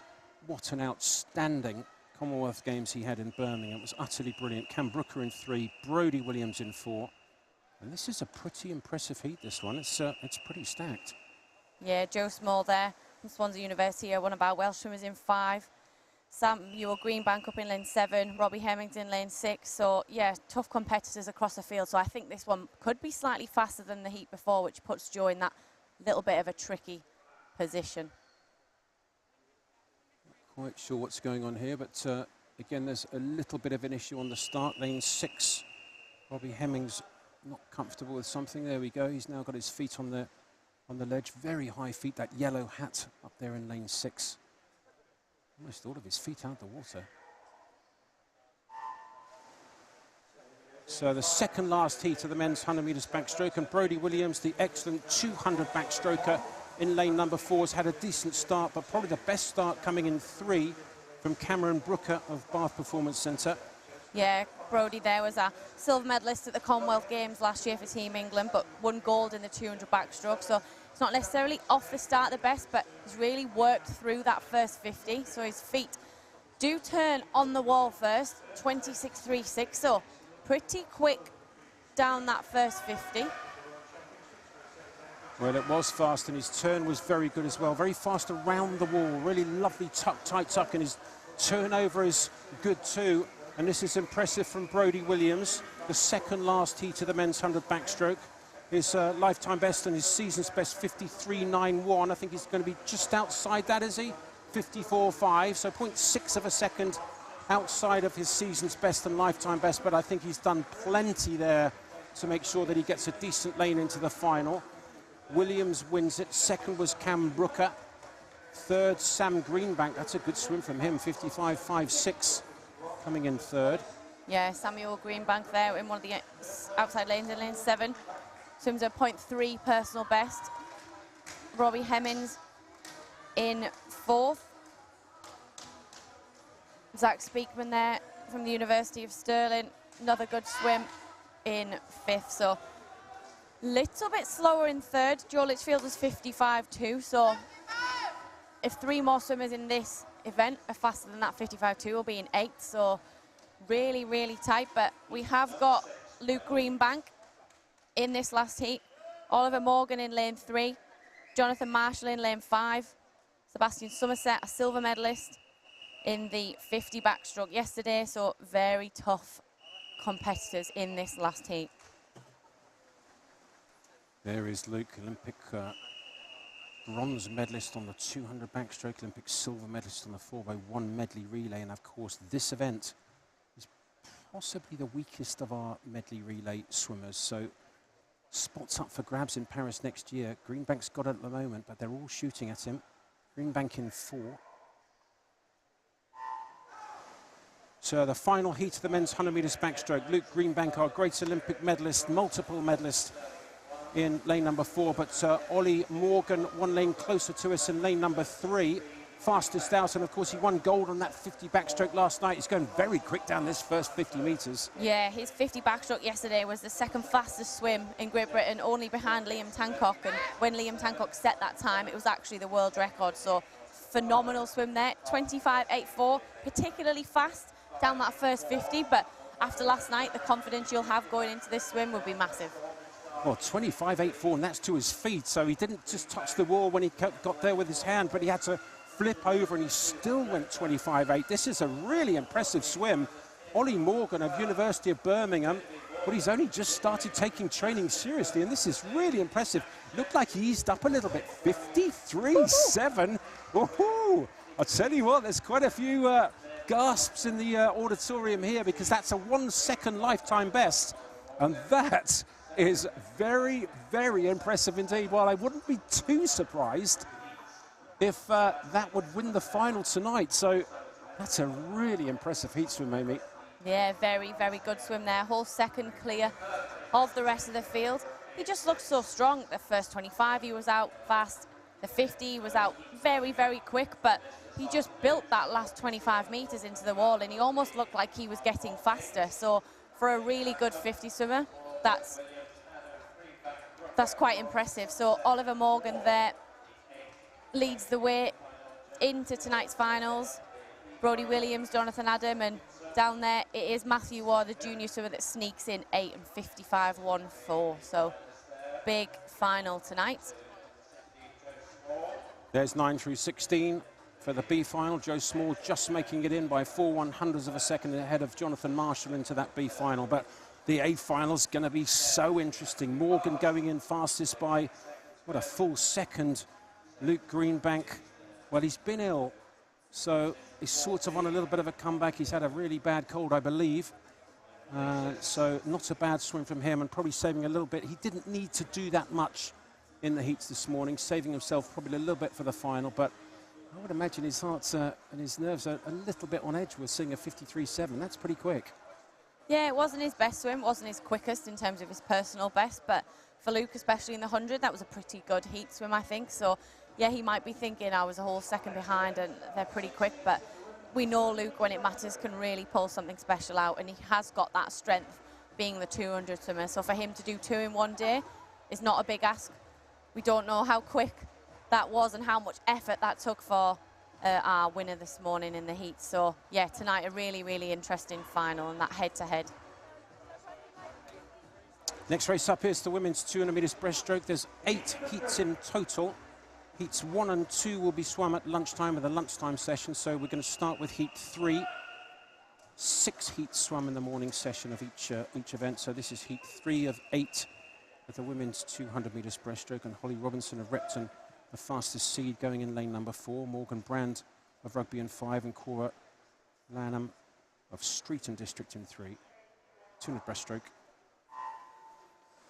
Heat 3, and there have been a couple of high-level swimmers in Great Britain. Certainly Molly Renshaw recently retired, and I've got to say, Molly Renshaw, what a great servant for British swimming over the years. And I'm a little bit sad to see her stop, because I still think that she's got, well, I think she had quite a lot in her. Of course, you've got to keep the love for the sport, and sometimes it just gets a little bit on top of you, but I'd love to see her come back. I know that's probably asking an awful lot, but Molly, if you're listening, thank you so much for all the stuff that you've done for British swimming. I thought you were utterly brilliant. World short course champion, of course, and swam so well at Olympics, Worlds, Commonwealth Games, etc. And I'm sure, Amy, you'd like to add your congratulations to her on her career. Yeah, Molly's a fantastic swimmer and a brilliant teammate. So she's been on teams a long time. It's not often that you can hold form from being 15, 16, I think, when she made her first World Championships, to being 10, 11 years later still performing at a really high international level. And that is very tough. And I think a lot of the time we think, oh, as a junior swimmer, you want to be on these top teams, but it's actually really valuable to get that experience at European Youth Olympic level, at European junior level, and almost save it so that when you break through into senior level a little bit older, you're a bit more robust and you've had a little bit more experience. So those competitions that the European junior swimmers have got coming up this summer are just really valuable for them to learn and gain lots of experience. It is. Look at this for a first heat of the women's 200 metres breaststroke. In lane 0 closest to us, but lanes 1, 2, 3, 4 and 5 all in a line pretty much.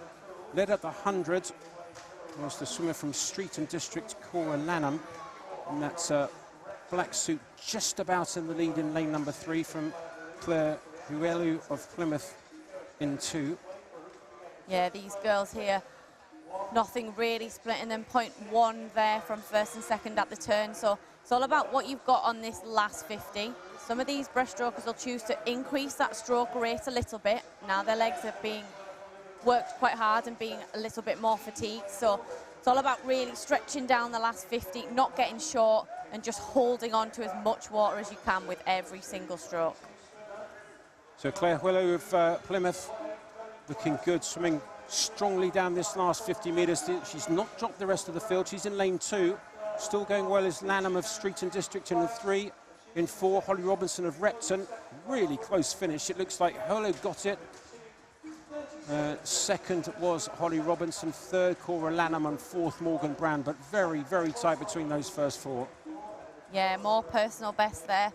Claire coming into this meet was a 4:39, so she's took 2 seconds off her personal best there. So really, really good to see, and looks pretty happy with that. Maybe not the biggest smile, but 200 breaststrokes, not an easy race, and you would be puffing at the end of a really good swim. 2:38.16, I mean 0.03 seconds ahead of Cora there, in 38.19. So a very close race for heat number 3 in that 200 metres breaststroke. 1.7 second lifetime best for the winner there. More impressive swimming. This is now heat 4 of 8. 2 more heats before the fastest seeds come in. Sophie Moore of Crawley, closest to us in lane number 1, lane 0. Fastest seed, Eleanor Hall of Millfield School in lane number 4, with Ruby Varney of Street in 5. Just seen her teammate go very well. But look down here at the bottom. Sophie Moore, the 17-year-old from Crawley, coached by Will Philpott. Had a little chat with her just during the warm-up, Amy, and what a lovely, bubbly character. Passed her driving test yesterday and drove up to Sheffield today from Crawley. Yeah, she was very excited to get in this race today. So she's already gone in. She was happy in the warm-up. She's probably had a good warm-up. And sometimes when you're in that sort of happy environment, she passed the driving test, pretty happy.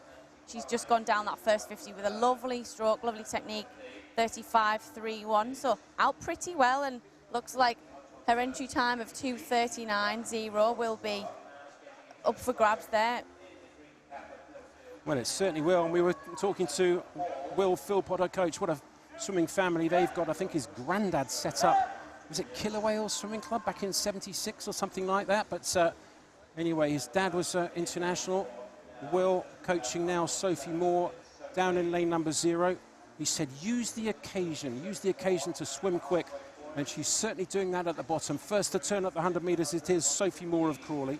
Yeah, 1:15.56, 0.5 ahead of Maisie Brown, just on her shoulder from Rushmore Royals, 1:16.1. So not really much splitting these girls again across the pool in this 200 breaststroke, but Sophie is still stretching out. She's got a lovely glide at the end of her stroke, so she's really reaching forwards on every single stroke, squeezing those heels together to get that tiny little bit at the front as well, because if you're not in that perfect streamline at the front and the back, then you're kind of losing momentum, causing yourself some resistance. Well, she did a 10-day taper to Sophie Moore coming into this British National Championships. Quite short, but I guess for a relative youngster, and also females seem to do slightly shorter tapers than the men. Yeah, when I was younger, I think I probably got about 7 days if I was lucky. So having that big engine, that big background, junior female swimmers tend not to need such a long time to rest because you then kind of detrain. Well, Maisie Brown having a go at Sophie Moore. Maisie Brown in 1. Sophie Moore closest to us in 0. Also up there in lane number 4, Eleanor Hall of Millfield School. But lifetime best 2:39.0 is Sophie Moore's lifetime best, 2:39.0, and she's just gone 2:35.8. Goodness me. Well, Mum Lizzie's going to be delighted with that one, Amy.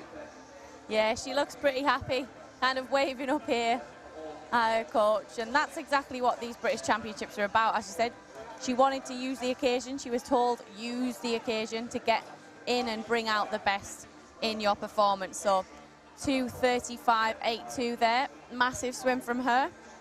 But also Maisie Brown, Rushmore Royals, was entered 2:38. So she's done another 2-second PB. And Eleanor Hall just nips under her personal best as well. So all three swimmers there swimming really well this morning. Well, Coach Will Philpott's just gone absolutely nuts, as he should do. What a great swim that was. 4-second lifetime best. Come to the British Nationals, have a crack at it. He said use the occasion, and she really did. Well done. Heat 5 of 8. The last of the unseeded heats in the women's 200 metres breaststroke, and Sophie Payne of Swansea University goes in 5. Lotte Schultz of Mount Kelly is in lane 5, and Beth Young in 6. In fact, it looks like lane 5 has withdrawn Lotte Schultz. Thank you, Amy. So we have a spare lane in 5. So Sophie Payne of Swansea is the fastest seed in lane number 4, and the yellow lane lines there. But all pretty clear, pretty even down this first 50 metres. Maybe just in lane 1 is Gogu of City of Manchester. Yeah, there must be something in the water in these outside lanes, because it is lane 0 and lane 1 taking this race out.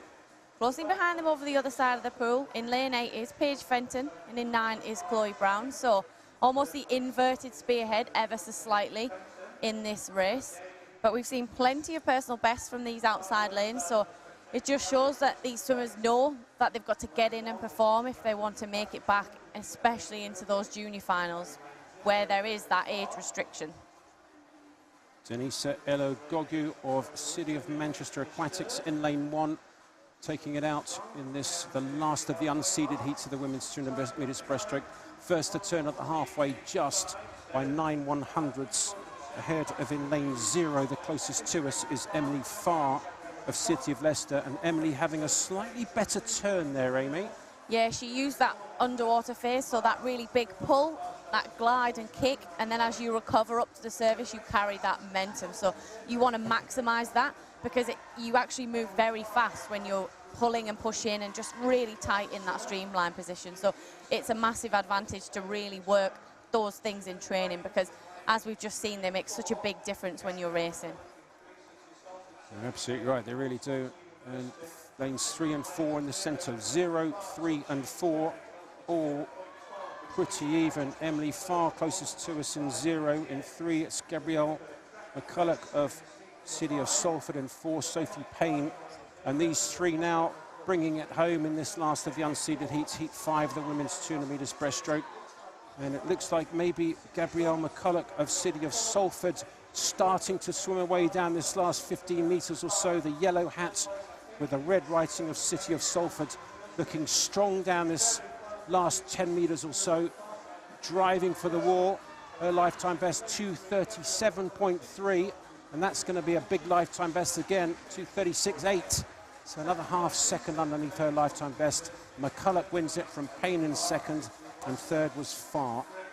Yeah, big smiles there. She's pretty happy with that, and as you should be with a personal best, no matter how big it is. We've been spoiled, as I said earlier, with some large personal bests, but she works really hard, I'm being told, and she definitely deserves that time of 2:36. And she actually swam a very well-paced race. She was finishing strong, she was finishing powerful, and got her hand on the wall first. Well, Coach John Stout will be very happy with her. She's a great trainer, Gabrielle McCulloch. And JB, of course, helping out there at City of Salford. And a really good swim, new lifetime best, 2:36 for 200 breaststroke. So straight in now to the fastest 3 heats, the fastest 30 women in Britain in the 200 breaststroke. And Gillian K. Davey in lane number 4. This is interesting. So the black suit of Gillian K. Davey, her dad, John Davey. Many of you will remember John Davey, a brilliant medley swimmer, in fact, a really versatile swimmer for Great Britain back in the 1980s, swam in the Olympics, and he went over to Iowa. He was a superstar there at the University of Iowa. I think it was Iowa. or Ohio. I think it was Iowa anyway. And his daughter now swimming 200 metres breaststroke in lane number 4. And she started well, probably slightly better as Anna Morgan, though, of Edinburgh University in 3. It is Morgan first to turn with Davey second. Yeah, Morgan there has got a lovely stroke. She's very, very long, getting that glide phase. So she's almost kind of gliding, like you imagine that drill of 1,000, 2,000 between each kick and each pull, but she's really maximising that. So she's not over-revving, she's not wasting energy, and she's being really tight and streamlined as she dives forwards on each stroke. So a very, very nice example there of a pretty breaststroke. Very efficient as well from Gillian K. Davey of Loughborough Town Swimming Club in lane number 4. And Davey's going to touch first, just 0.22 of a second ahead of Anna Morgan. So at the halfway mark, 1:12.0 it was. Very efficient, very long, trying to maximise every single centimetre of every stroke. Get as much as you can, as efficiently as possible, because it's not an easy stroke, this 200 breaststroke. No, it's one of the strokes where it's very easy to have what they call a dead spot. So because you pull and kick at slightly awkward times, you can have that bit where you're not really pulling anything and you're not really kicking either, and you're just causing resistance. So some of the best swimmers in the world, well, the best swimmers in the world, won't have that. Molly was a brilliant example of the way she would pull and glide and just continue moving the whole way through the stroke. So that's the bit that can make the massive difference in breaststroke, is eliminating that little bit of resistance, so you're always going forwards. Well, very good second half here from Gillian Davey. And the 22-year-old, well, look at that. They swam almost together, touched almost together at the 100 metres, and the second 100 metres here has been really impressive. Well, this will certainly get her through to the final, and I would imagine in a decent lane as well, but it's going to be about 27, 28, something like that. 2:28, I think, 2:28.0. Gillian K. Davey winning the first of the seeded heats of the women's 200 metres breaststroke. Second was Anna Morgan of Edinburgh University, and Sophie Brassington of Mount Kelly third. Good swim from her, 2:33.5. Yeah, very, very well-paced swim, out 1:12, back around that 1:15 mark to get that 2:28.0.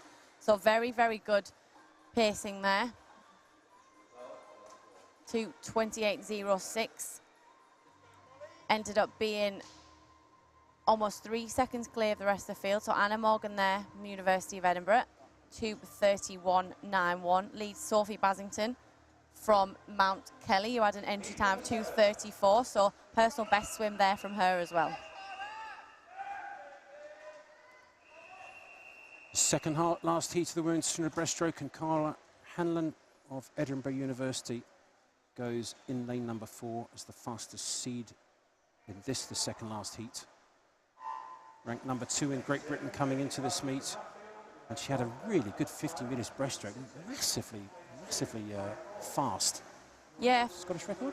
Unusual for Cara to be so competitive in the 50. Not that she's not an absolute amazing sprinter, but I would kind of picture her as more of a 100 and 200 breaststroke swimmer. So I think she surprised herself yesterday, and she was very, very happy with that. And the time she set was a new Scottish record that had been held by Corrie Scott, a brilliant 50 breaststroke swimmer. So yeah, she was really happy with that yesterday. And when you're on form, it just gives you massive confidence. And out there first to 50, 34.02. So very quick out, but we know she's got a very quick personal best, 2:26.55. And with the form she was on in the 50 metres yesterday, I wouldn't be surprised if she's very close to that, or even swims a new personal best at this event.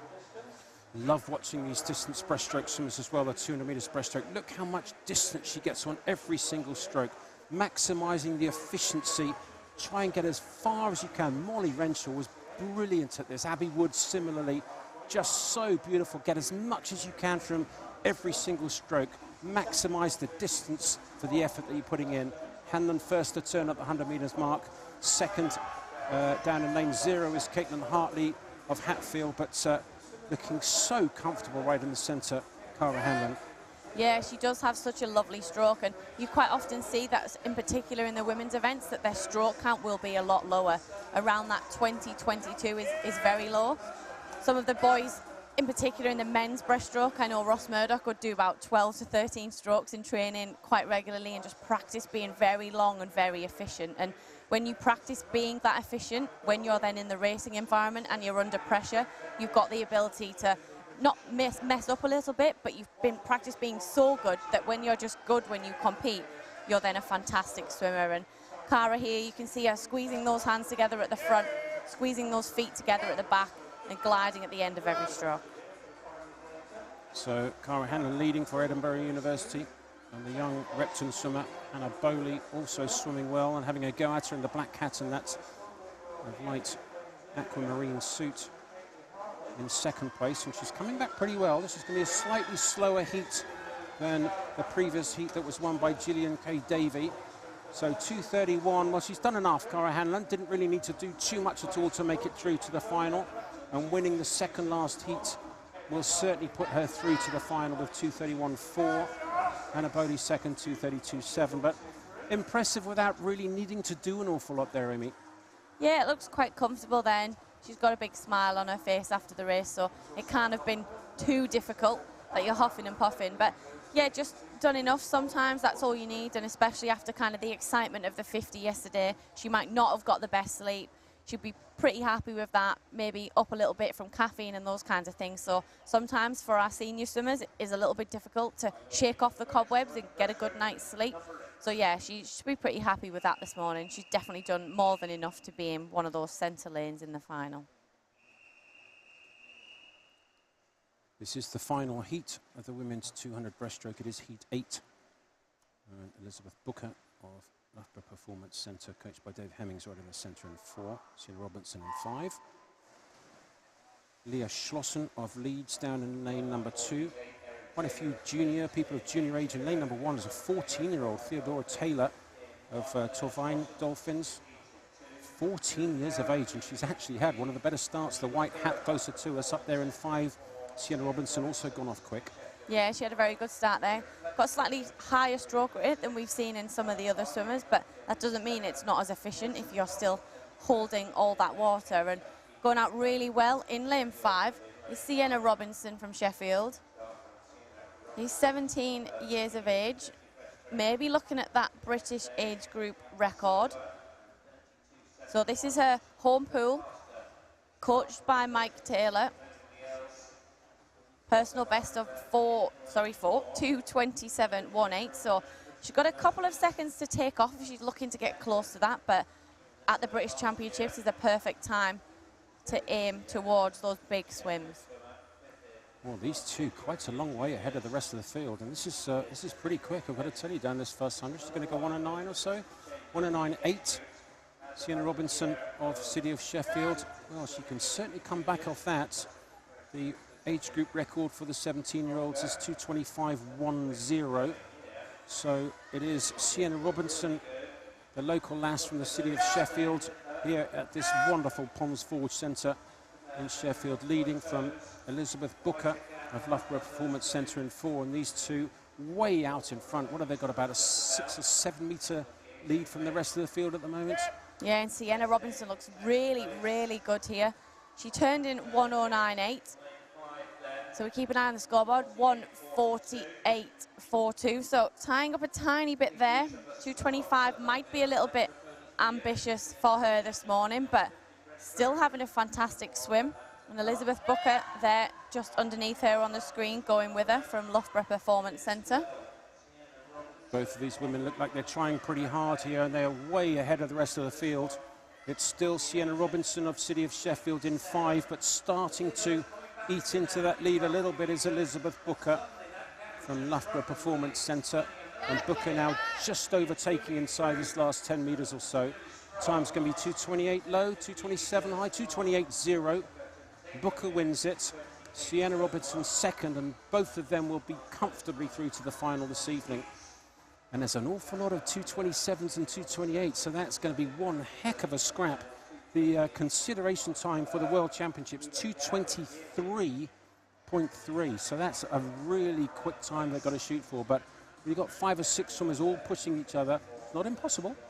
No, definitely not, and we saw that yesterday. I know I keep saying, but in that 400 individual medley, neither of those girls probably thought that they had super quick swims in them. Obviously knew they were capable, but when you're pushing each other and you're really after those times for a qualification spot, you just can push each other on. And we see there our women's 200 breaststroke heat results. So Elizabeth Bucker there, 2:28.01. So a little bit of wiggle room for these girls tonight.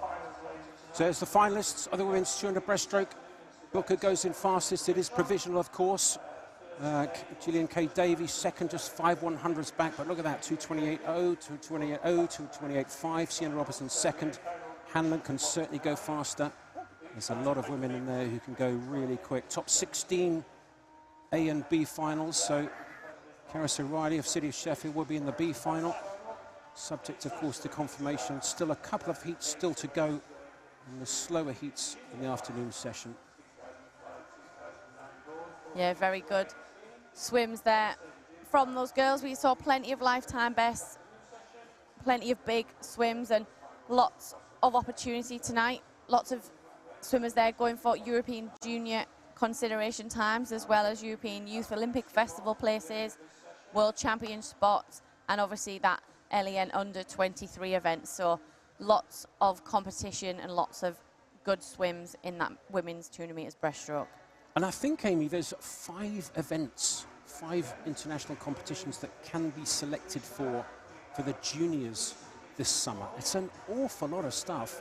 There's Junior Europeans, there's World Juniors, there's European Youth Olympics, there's the new under-23s, and there's, of course, the Junior Commonwealth. So there's 5 different junior events. I'm not sure Great Britain will go to all. For some strange reason, the World Junior Championships are in September. Far too late, surely, for a swimming calendar a year before the Olympics. Yeah, it's not the best sort of timing of the year to have that. Ideally, you want your target meet and your big competition to be kind of July, August, so that you can have a little bit of a break and then come back in and then build for the next season.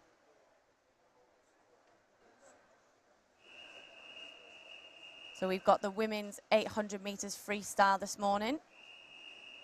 And we start with heat number 4. So 4, 5, and 6 will be swam in this morning session.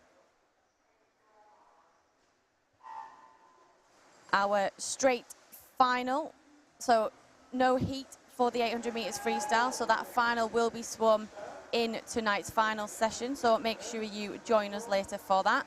And heats number 1, 2, and 3 will be in our afternoon session. So it's good to see so many competitors in this women's 800 metres freestyle, and synonymously in Great Britain we've had fantastic results. We have Rebecca Addington, we've had Jazz Carlin, Cassandra Patton, all really good 800 metre freestyle swimmers winning medals at Olympic Games. So it's no surprise that youngsters, especially those from those clubs or maybe those Welsh swimmers that have seen Jazz Carlin, want to be here at the British Championships and looking forward to developing their 800 metre freestyle event. So this is heat 4. There's actually 7 heats in total, but heats 1, 2, and 3 will be swum at lunchtime, and the heat declared winner, the final heat, will be in the finals this evening. So this is heat 4. We've got this in this session, heats 4, 5, and 6.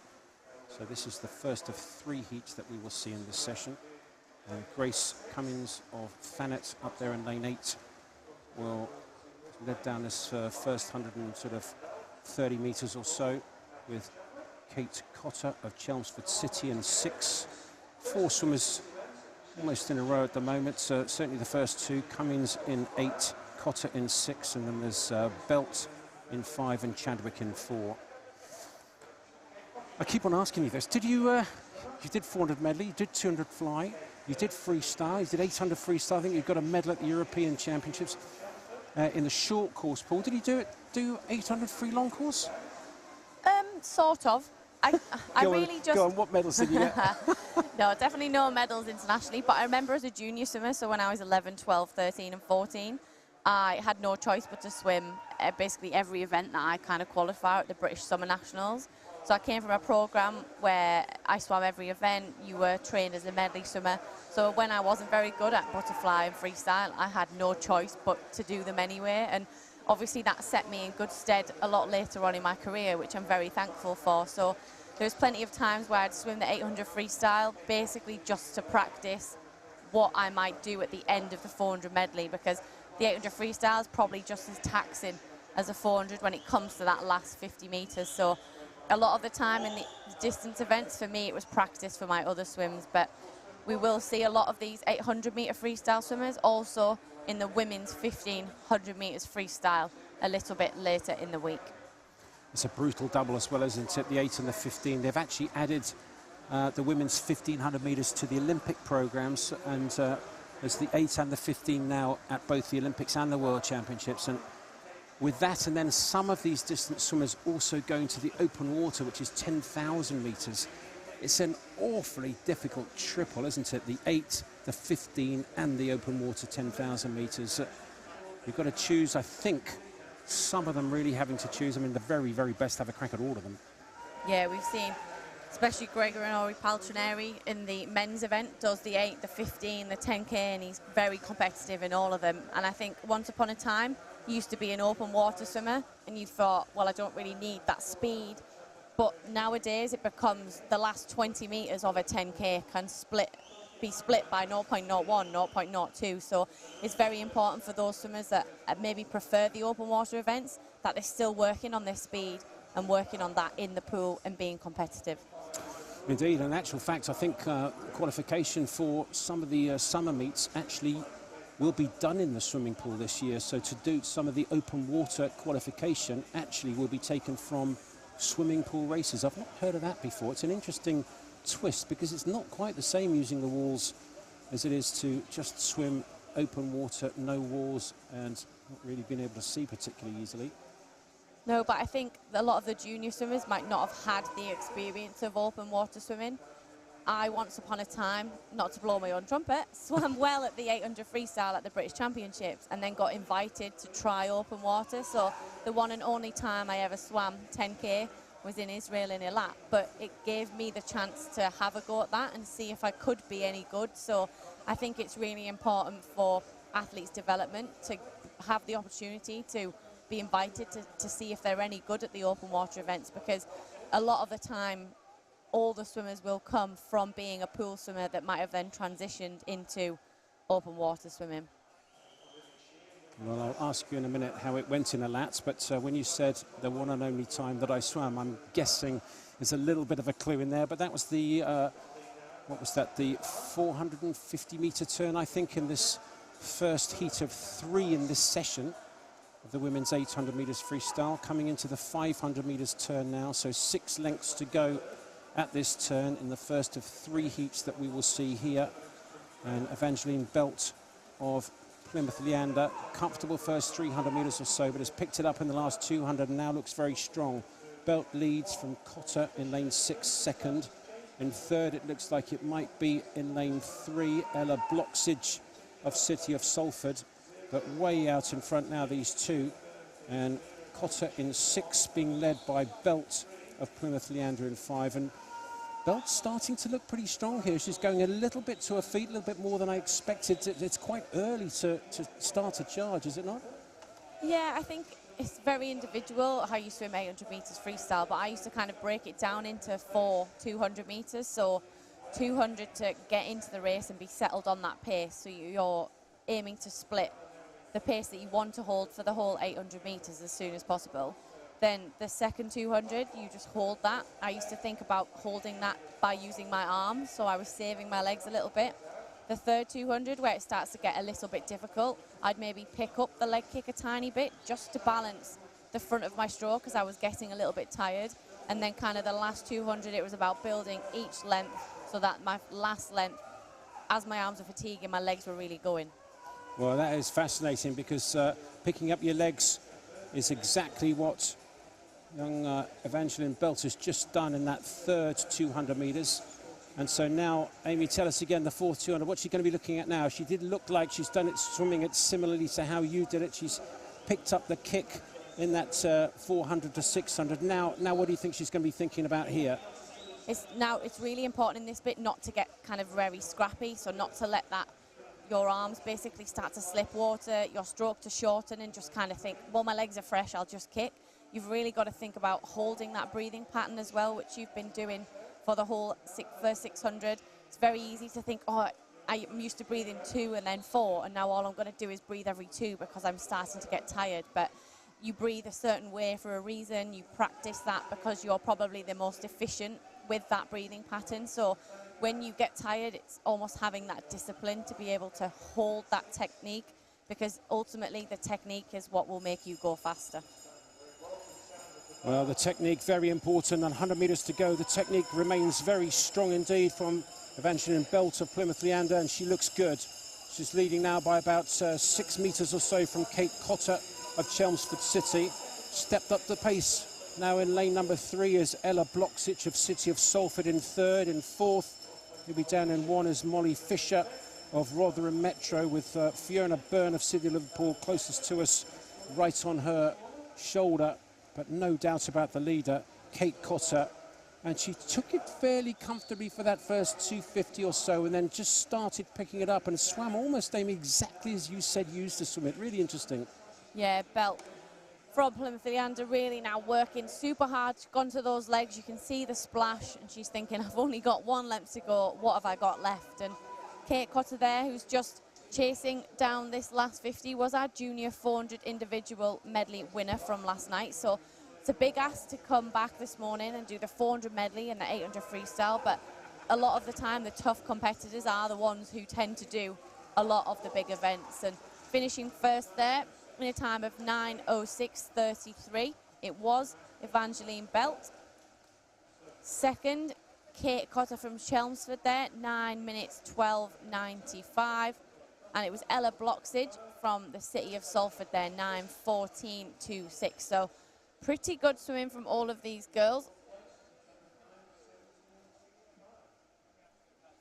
Big smiles from Evangeline Belt there in the centre of the pool, 9:06:33. That was a great swim, wasn't it? Really very good. Evangeline Belt should be utterly delighted with that. 9:06:33. 7-second lifetime best on 800 metres freestyle, almost a second per 100 faster than she's ever gone before. Well, it is heat declared winner, so in theory we could have a swimmer getting in the top 8, top 3 or so from these earlier heats. I'd be a little bit surprised with a 9:08, but it is heat declared winner, so the fastest women will go in the final heat this evening. Just checking how many lanes we're going to be using. We're actually going to be using 10 lanes. That's interesting. So normally in the finals we only use 8 lanes, but because it's heat declared winner, I suppose it's still in theory a heat. So the fastest 10 swimmers in the women's 800 metres freestyle will swim in that final session this evening.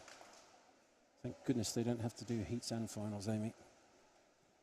I've done that once and it was very, very tough. So the heat one day with the 800 metres freestyle. The final was then, or is then, the following evening. So at Olympic level, at world level, that's what these competitors have to practice and would have to do. But here at the British Championships, the programme is too condensed to have a heat one day and a final the next. Therefore, we have the heat declared winner events in the evening. So this is the second of 3 heats of women's 800 metres freestyle that we'll be seeing in this session. There's 2 or 3 heats in the afternoon session, the slowest 3 heats, and then of course that fast one tonight. Fastest seed in this heat 5 is Sophie Main of Edinburgh University, and Catherine Bailey in lane number 5 from Perth City is second fastest seed, and it looks like it is lane 5 at the moment. Catherine Bailey leading down this first 100. Also going well is Katie Lee right at the top there from City of Salford, and they've got they're having a really good meet so far. The Bloksic sisters doing really well. And great swim on the 200 metres breaststroke earlier for the women. And Katie Lee right at the top there started well in this heat 5 of 7 heats of the women's 800 free. Yeah, good to see these girls swimming well. They know that this is only the one chance that they've got to swim this 800 metres freestyle, so they'll be thinking about what they've got to do this morning to provide the best swim that they can and be as close to their personal best times, maybe season's best times. But everybody coming into this heat is on a season's best swim. So lots of fast swimmers in this event, lots of potential for these girls to improve. Catherine Bailey there in the centre of the pool has got lovely underwater work. So sometimes we'll see swimmers in the distance events just pop straight off the wall, get up and swim if that's their main strength. Others, like Catherine there, held a little bit underwater, maybe did 3 to 4 kicks and then came up and used that. So it's sometimes down to personal preference, whether you're a better swimmer or you're maybe slightly better at some of those skills. So that's the 200 metres turn, 4 lengths down, 12 still to go in this second of 3 heats that we're going to see in this session, the women's 800 metres freestyle. And Catherine Bailey looking pretty strong at the moment. Starting to pick up the pace a little bit now in lane 3 is Myrie Craig of Edinburgh University. And still going well as the 14-year-old right at the top there in that yellow hat of City of Salford, Katie Lee. Amazing, just 14 years of age. So 2005 to 2009, swimmers are allowed to swim in the European Junior Championships. And the qualification time is 8:54. Well, I don't expect any of these swimmers to go quite that quick in this heat, but you never quite know at these championships. It really is, it's been very impressive indeed. Yeah, and there's plenty of opportunity as well for those slightly younger swimmers, so those girls born 08, 09, to qualify in one of those spaces for the European Youth Olympic Festival this summer. So there's plenty of opportunity, and the European Youth Olympic Festival, they often pick the 4 best 200 swimmers and then some of the more distant swimmers in those events. So there's lots of opportunity here for Katie Lee at the top of the screen there to potentially sneak on to one of those teams. And when you're that age, I remember you just get in, and when you're swimming well and you feel good, you've almost got nothing to lose. You know that you've probably done a lot of training and you're capable of finishing well. So a lot of the time you just get in and give it a go, and that's often when you prove your best results and you get unbelievable PBs. So that's the 350-metre turn. At the end of this next length will be the halfway mark in the second of 3 heats of the women's 800 metres freestyle. And Catherine Bailey of Perth City, well, she still looks pretty comfortable. And Amy was telling us earlier that break it into 4 lots of 200 metres and maybe use your legs in the 3rd quadrant. Well, she's already gone to her legs here, has Catherine Bailey right in the centre here. She's working them pretty hard. This is the halfway turn in heat 5 of 7 heats of the women's 800 freestyle. Catherine Bailey leads Perth City, and then it's pretty close between 3 swimmers in lanes 3, 8 and 9. That's Craig of Edinburgh University, Damasa of Repton and Lee of Salford.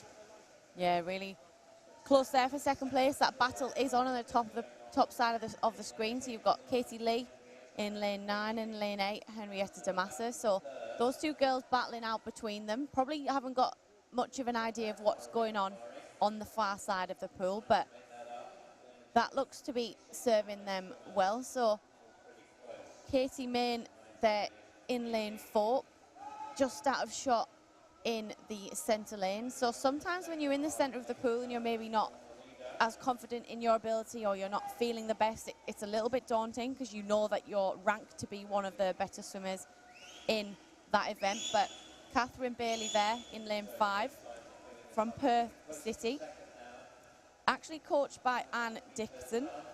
So she was Stephen Milne's coach, who was an excellent 400 metres freestyle swimmer when he was younger, did a lot of the distance swims as well, swam the 1500 freestyle, and then went on to swim 200 metres at the Olympic Games, win medals for Scotland, and win Olympic medals. So brilliant programme up there at Perth City for those junior swimmers. And I have to say, Anne Dixon's really been a fantastic servant of British swimming and Scottish swimming over the years, and she's been there for a long, long time and just keeps on producing fabulous swimmers. I have to say, I'm very impressed with what she's achieved and what she continues to achieve. Yeah, it's really positive from her. And Catherine Bailey here looking well. I know they train really hard up there, and Anne does kind of run a tight ship, work hard, you get stuck in, and you'll get the results, and that's exactly what Catherine Bailey here is proving. She still looks really good. That leg kick has been so consistent for the first 600 meters of this race, so she looks really, really good here. She comes into the last 200, turning in 6:45, so about 5 seconds ahead of Mary Craig from Edinburgh University, and the battle is still on at the top of the field. That leg kick there starting to increase, so we thought she was kicking quite hard before, and she somehow found that extra gear to go down this last 200 meters and really stretching it out, holding that breathing pattern, breathing every two, looking really, really strong. 3 links left in this heat 5 of 7 heats of the women's 800 meters freestyle, and Catherine Bailey looking really good. She's got a lot of energy being used in those legs, but she's got a fantastic engine. Lovely stroke as well, nice high elbow, a little bit tight on her right arm as it goes in, but she surfs off those arms as she goes through, and I know Ann Dixon would have been working on that stroke, and it really is beautifully efficient. Really good engine at the back there with those legs driving, and 2 lengths to go. 14 down and 2 to go in this heat 5 of the women's 800 meters freestyle. And it is heat declared winner, so there's no reason why she can't get on the podium from one of these early heats, and she's swimming really well as Kathleen. Yeah, she looks really, really good. Gone to the legs even more here. She's really holding that stroke. She's driving towards the wall, and this is the nice part in 800 freestyle, when you hear that bell and you know you've only got 2 lengths left and you've got to give everything that you've got left in the tank down lap number 7 and 8. Sorry, not 8, 15 and 16. So I think I'd need a lap counter, which they do have at the other end. You can just see the turning judges also holding up lap counters to tell them how many lengths they've got left. I think I'd probably need a sat-nav as well, Amy, on this 800 metres freestyle, and certainly on the 1500. I'd probably need some sandwiches at halfway. It's just such a different event. Sprinters and distance guys, sometimes they just don't understand each other. I am in awe of what these swimmers do, and Catherine Bailey swam really well from City of Perth in lane number 5. She's going to win heat 5 of this women's 800 freestyle. The time just outside 9 minutes, 9:03.64. A new lifetime best for her by 4 seconds. Really good. She's given it absolutely everything through gritted teeth, a little bit of a smile. Well done, Ann Dixon, coach up there at Perth City. So Catherine Bailey wins heat 5 of the women's 800 metres freestyle. Mary Craig of Edinburgh second, and third it was Katie Lee of Salford, finishing in 9 minutes 10. A new lifetime best for her as well. Yeah, really tight there from that battle between 3rd and 4th. So at the end of an 800 metre event, only 0.04 splitting those two, but all 4 girls there finished on a personal best in the top 4 positions. So another really good heat swim, and Catherine Bailey there coming out on top in 9 minutes 3.64. Well, this is the last heat that we're going to see this morning. There is going to be one more race after this, though. There's a swim-off in the men's 50 metres breaststroke, so we'll show you that in a second. But this is the final heat of the morning session. The fastest heat will be held in the final session this evening, which starts at 6 o'clock on the British Swimming website, so make sure that you tune in at 6 o'clock for that. But this the final heat that you will see this morning. It's this heat 6 of 7 in this women's 800 freestyle. And Anya Priest of Nova Centurion is the fastest seed. Maybe started slightly faster up there in lane number 6 is Ava Cook of City of Sheffield. And Sheffield having a good meet. I know it's their home pool, but they are swimming well, and they do tend to swim well here, don't they? Yeah, they've got a big programme of junior swimmers, and in particular junior girls. They had Ellie Faulkner in the distance freestyle events when I was a little bit younger, and they've always had such good performances at the British Summer Nationals. So as it is their home pool, it's nice that I suppose they've got all their home comforts. They're not going back to a hotel room to rest. They can just go back home, and it seems to serve them well when they're competing in these tough events at the British Championships and the British Summer Nationals. So lanes 2, 4 and 6, first 3 to turn at the 100 metres. still very early to start calling winners and runners-up in this heat 6 of 7 heats of the women's 800 metres freestyle, with that last heat, of course, heat declared winner the last heat in the final session this evening. But Lucy Fox of Wickham and District, closer to us in that green hat, started well. But Anya Priest, maybe of Nova, right in the centre there in lane number 4, started to take over this 3 lengths down, 13 still to go in this 800 metres freestyle. 13 lengths still to go in long course, my word. Yeah, really tough event is the 800 metres freestyle. And when you're not maybe feeling the best on your freestyle, it's a long way to go to just be slightly off the boil. And if you're 0.2 here every length, obviously then that adds up and you feel like you're a massive amount away from your personal best time. But in reality, you probably haven't swam as bad as you think you have. You've just made a tiny mistake here, or you were just slightly off the pace. But over that whole race, it adds up, so it can feel like a really big disaster that you've gone 4 to 8 seconds slower. But in reality, it's 0.25 to 0.5 a length. So it's very easy to beat yourself up in distance swimming when you don't necessarily swim very well. But flip side to that, if you take 0.2 off, 0.1 off every single length, you've then done nearly a 2-second PB. So it's really interesting in distance swimming that you think, oh, it's not really about being technical here, and the very small, finite things don't really matter. But when you get into being a senior swimmer and you're competing against the best in the world, you can't afford to be lazy on your turns, or maybe just not really think about holding a specific breathing pattern, because those things do really, really matter.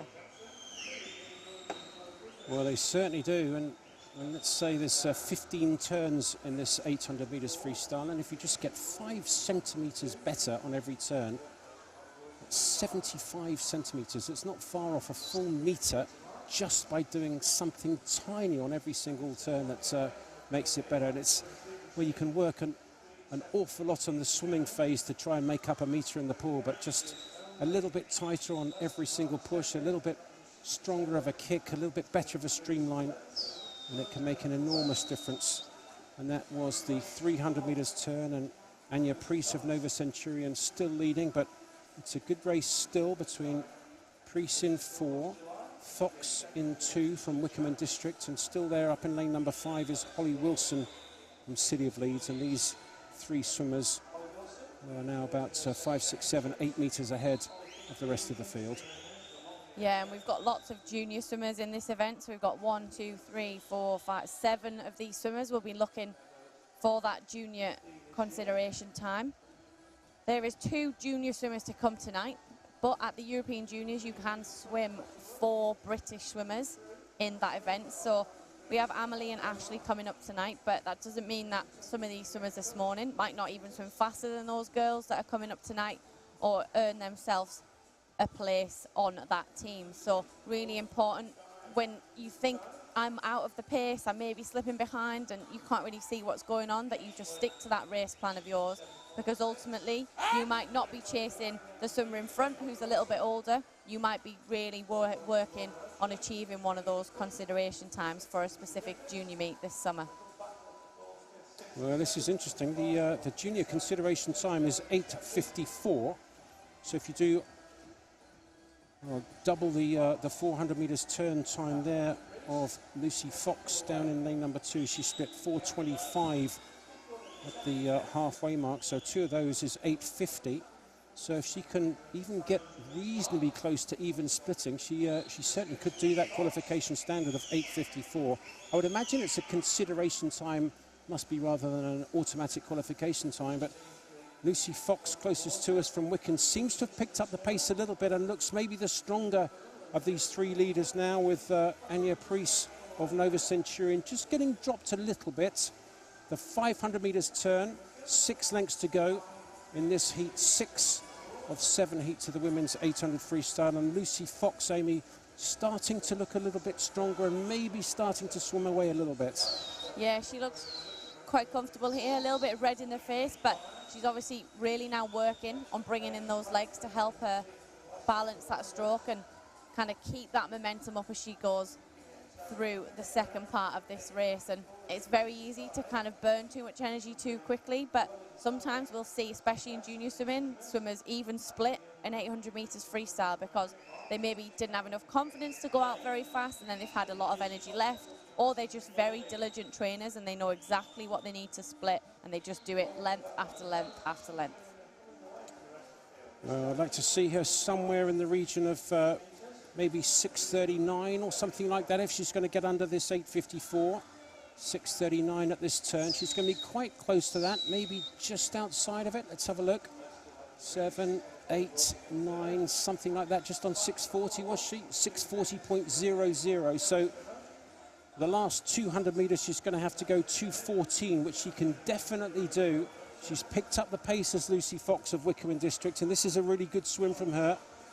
And it would be great to see her go under that 8 minutes 54. It's going to be close though, Amy. Let's see what she's got inside this last 200. Yeah, really tough time, but she's come in with an entry time of 9:04, so whatever she does here looks like it will be a personal best, and it'll be quite far under that 9-minute mark. So yes, you might be slightly disappointed that you've maybe missed a time, but when you're swimming that well and you've took off such a big chunk, you can only be happy at the end of it. Well, she is swimming well. She's a tough cookie, this one, isn't she? Look at that. Such a typical distance stroke. A little bit limpy, but very, very much works for her. And this is Lucy Fox of Wickham District, swimming away from the rest of the field still. Second place at the moment in that green hat is Anya Priest of Nova Centurion, with Holly Wilson up in lane number 5 catching up. And let's see what she's gone there. 7:47.3. So she has a chance. She's got to come back in what is it 66 seconds for this last 100 metres, something like that. She can certainly do it. Certainly do it. Let's hope she can go to her legs down this last 100 metres or so. Yeah, split 67 on the 100 before, so not out of her capabilities here to come back in that 66 seconds to get that qualification time. But in the middle of the screen there, Holly Wilson from the city of Leeds, actually Alicia Wilson's cousin, who swam at the Tokyo 2021 Olympics, is coming back really, really well. But it is lane 2, the green hat, Lucy Fox, coming through really strong now in this last 25 metres of the race as she comes into the wall. So that time, not out of reach. So she's got to come back in 33.1. The time she's looking for is 8:54.00. And it's going to be very close indeed. I think she could do it, you know. 8:54.00. What's she done? 8:53.96. And Amy, she's done it by 4/100ths of a second. Oh, my goodness me. Over 8 minutes and 53.96 seconds. She's 4/100ths inside the European Junior consideration time. What a swim. Yeah, really, really good swim from her. Nice and controlled. She just looked like she was getting stronger and stronger. And she finished really, really well there at the end of that 800 metres. So a very, very well-paced race. And considering she did most of that on her own with no one really either side of her, it's very, very good. Well, a super swim. I'm not quite sure she knows what she's done. I mean, it's a massive lifetime best. Surely she knows that. I'm sure she does. But I wonder if she knows she's just dipped under by 4/100ths of a second. Lucy Fox winning the second last heat. It's the last heat we'll see this morning, but the second last heat with the final fastest 10 swimmers in this evening. Lucy Fox winning from Wickham District, second Holly Wilson, third Anya Priest of Nova Centurion. All three of them under 9 minutes. Well, what a great swim that was. And I believe there is no swim off. It's been postponed, so I'm now free to go, I guess. Amy, what an interesting session that was. Some fascinating swims, and certainly with a heat declared winner, there's a very fast 800 metres freestyle already in the bag. Yeah, and really looking forward to that tonight. We've got Freya Colbert in that, Amelia Bloxage and Leah Crisp all in that 800 metres freestyle. So definitely one to look forward to tonight. Some cracking races this evening. It's going to be on at 6 o'clock, so join us again on the British Swimming website to watch the finals of day 2 of the British Swimming Championships from 2023. 6 o'clock this evening.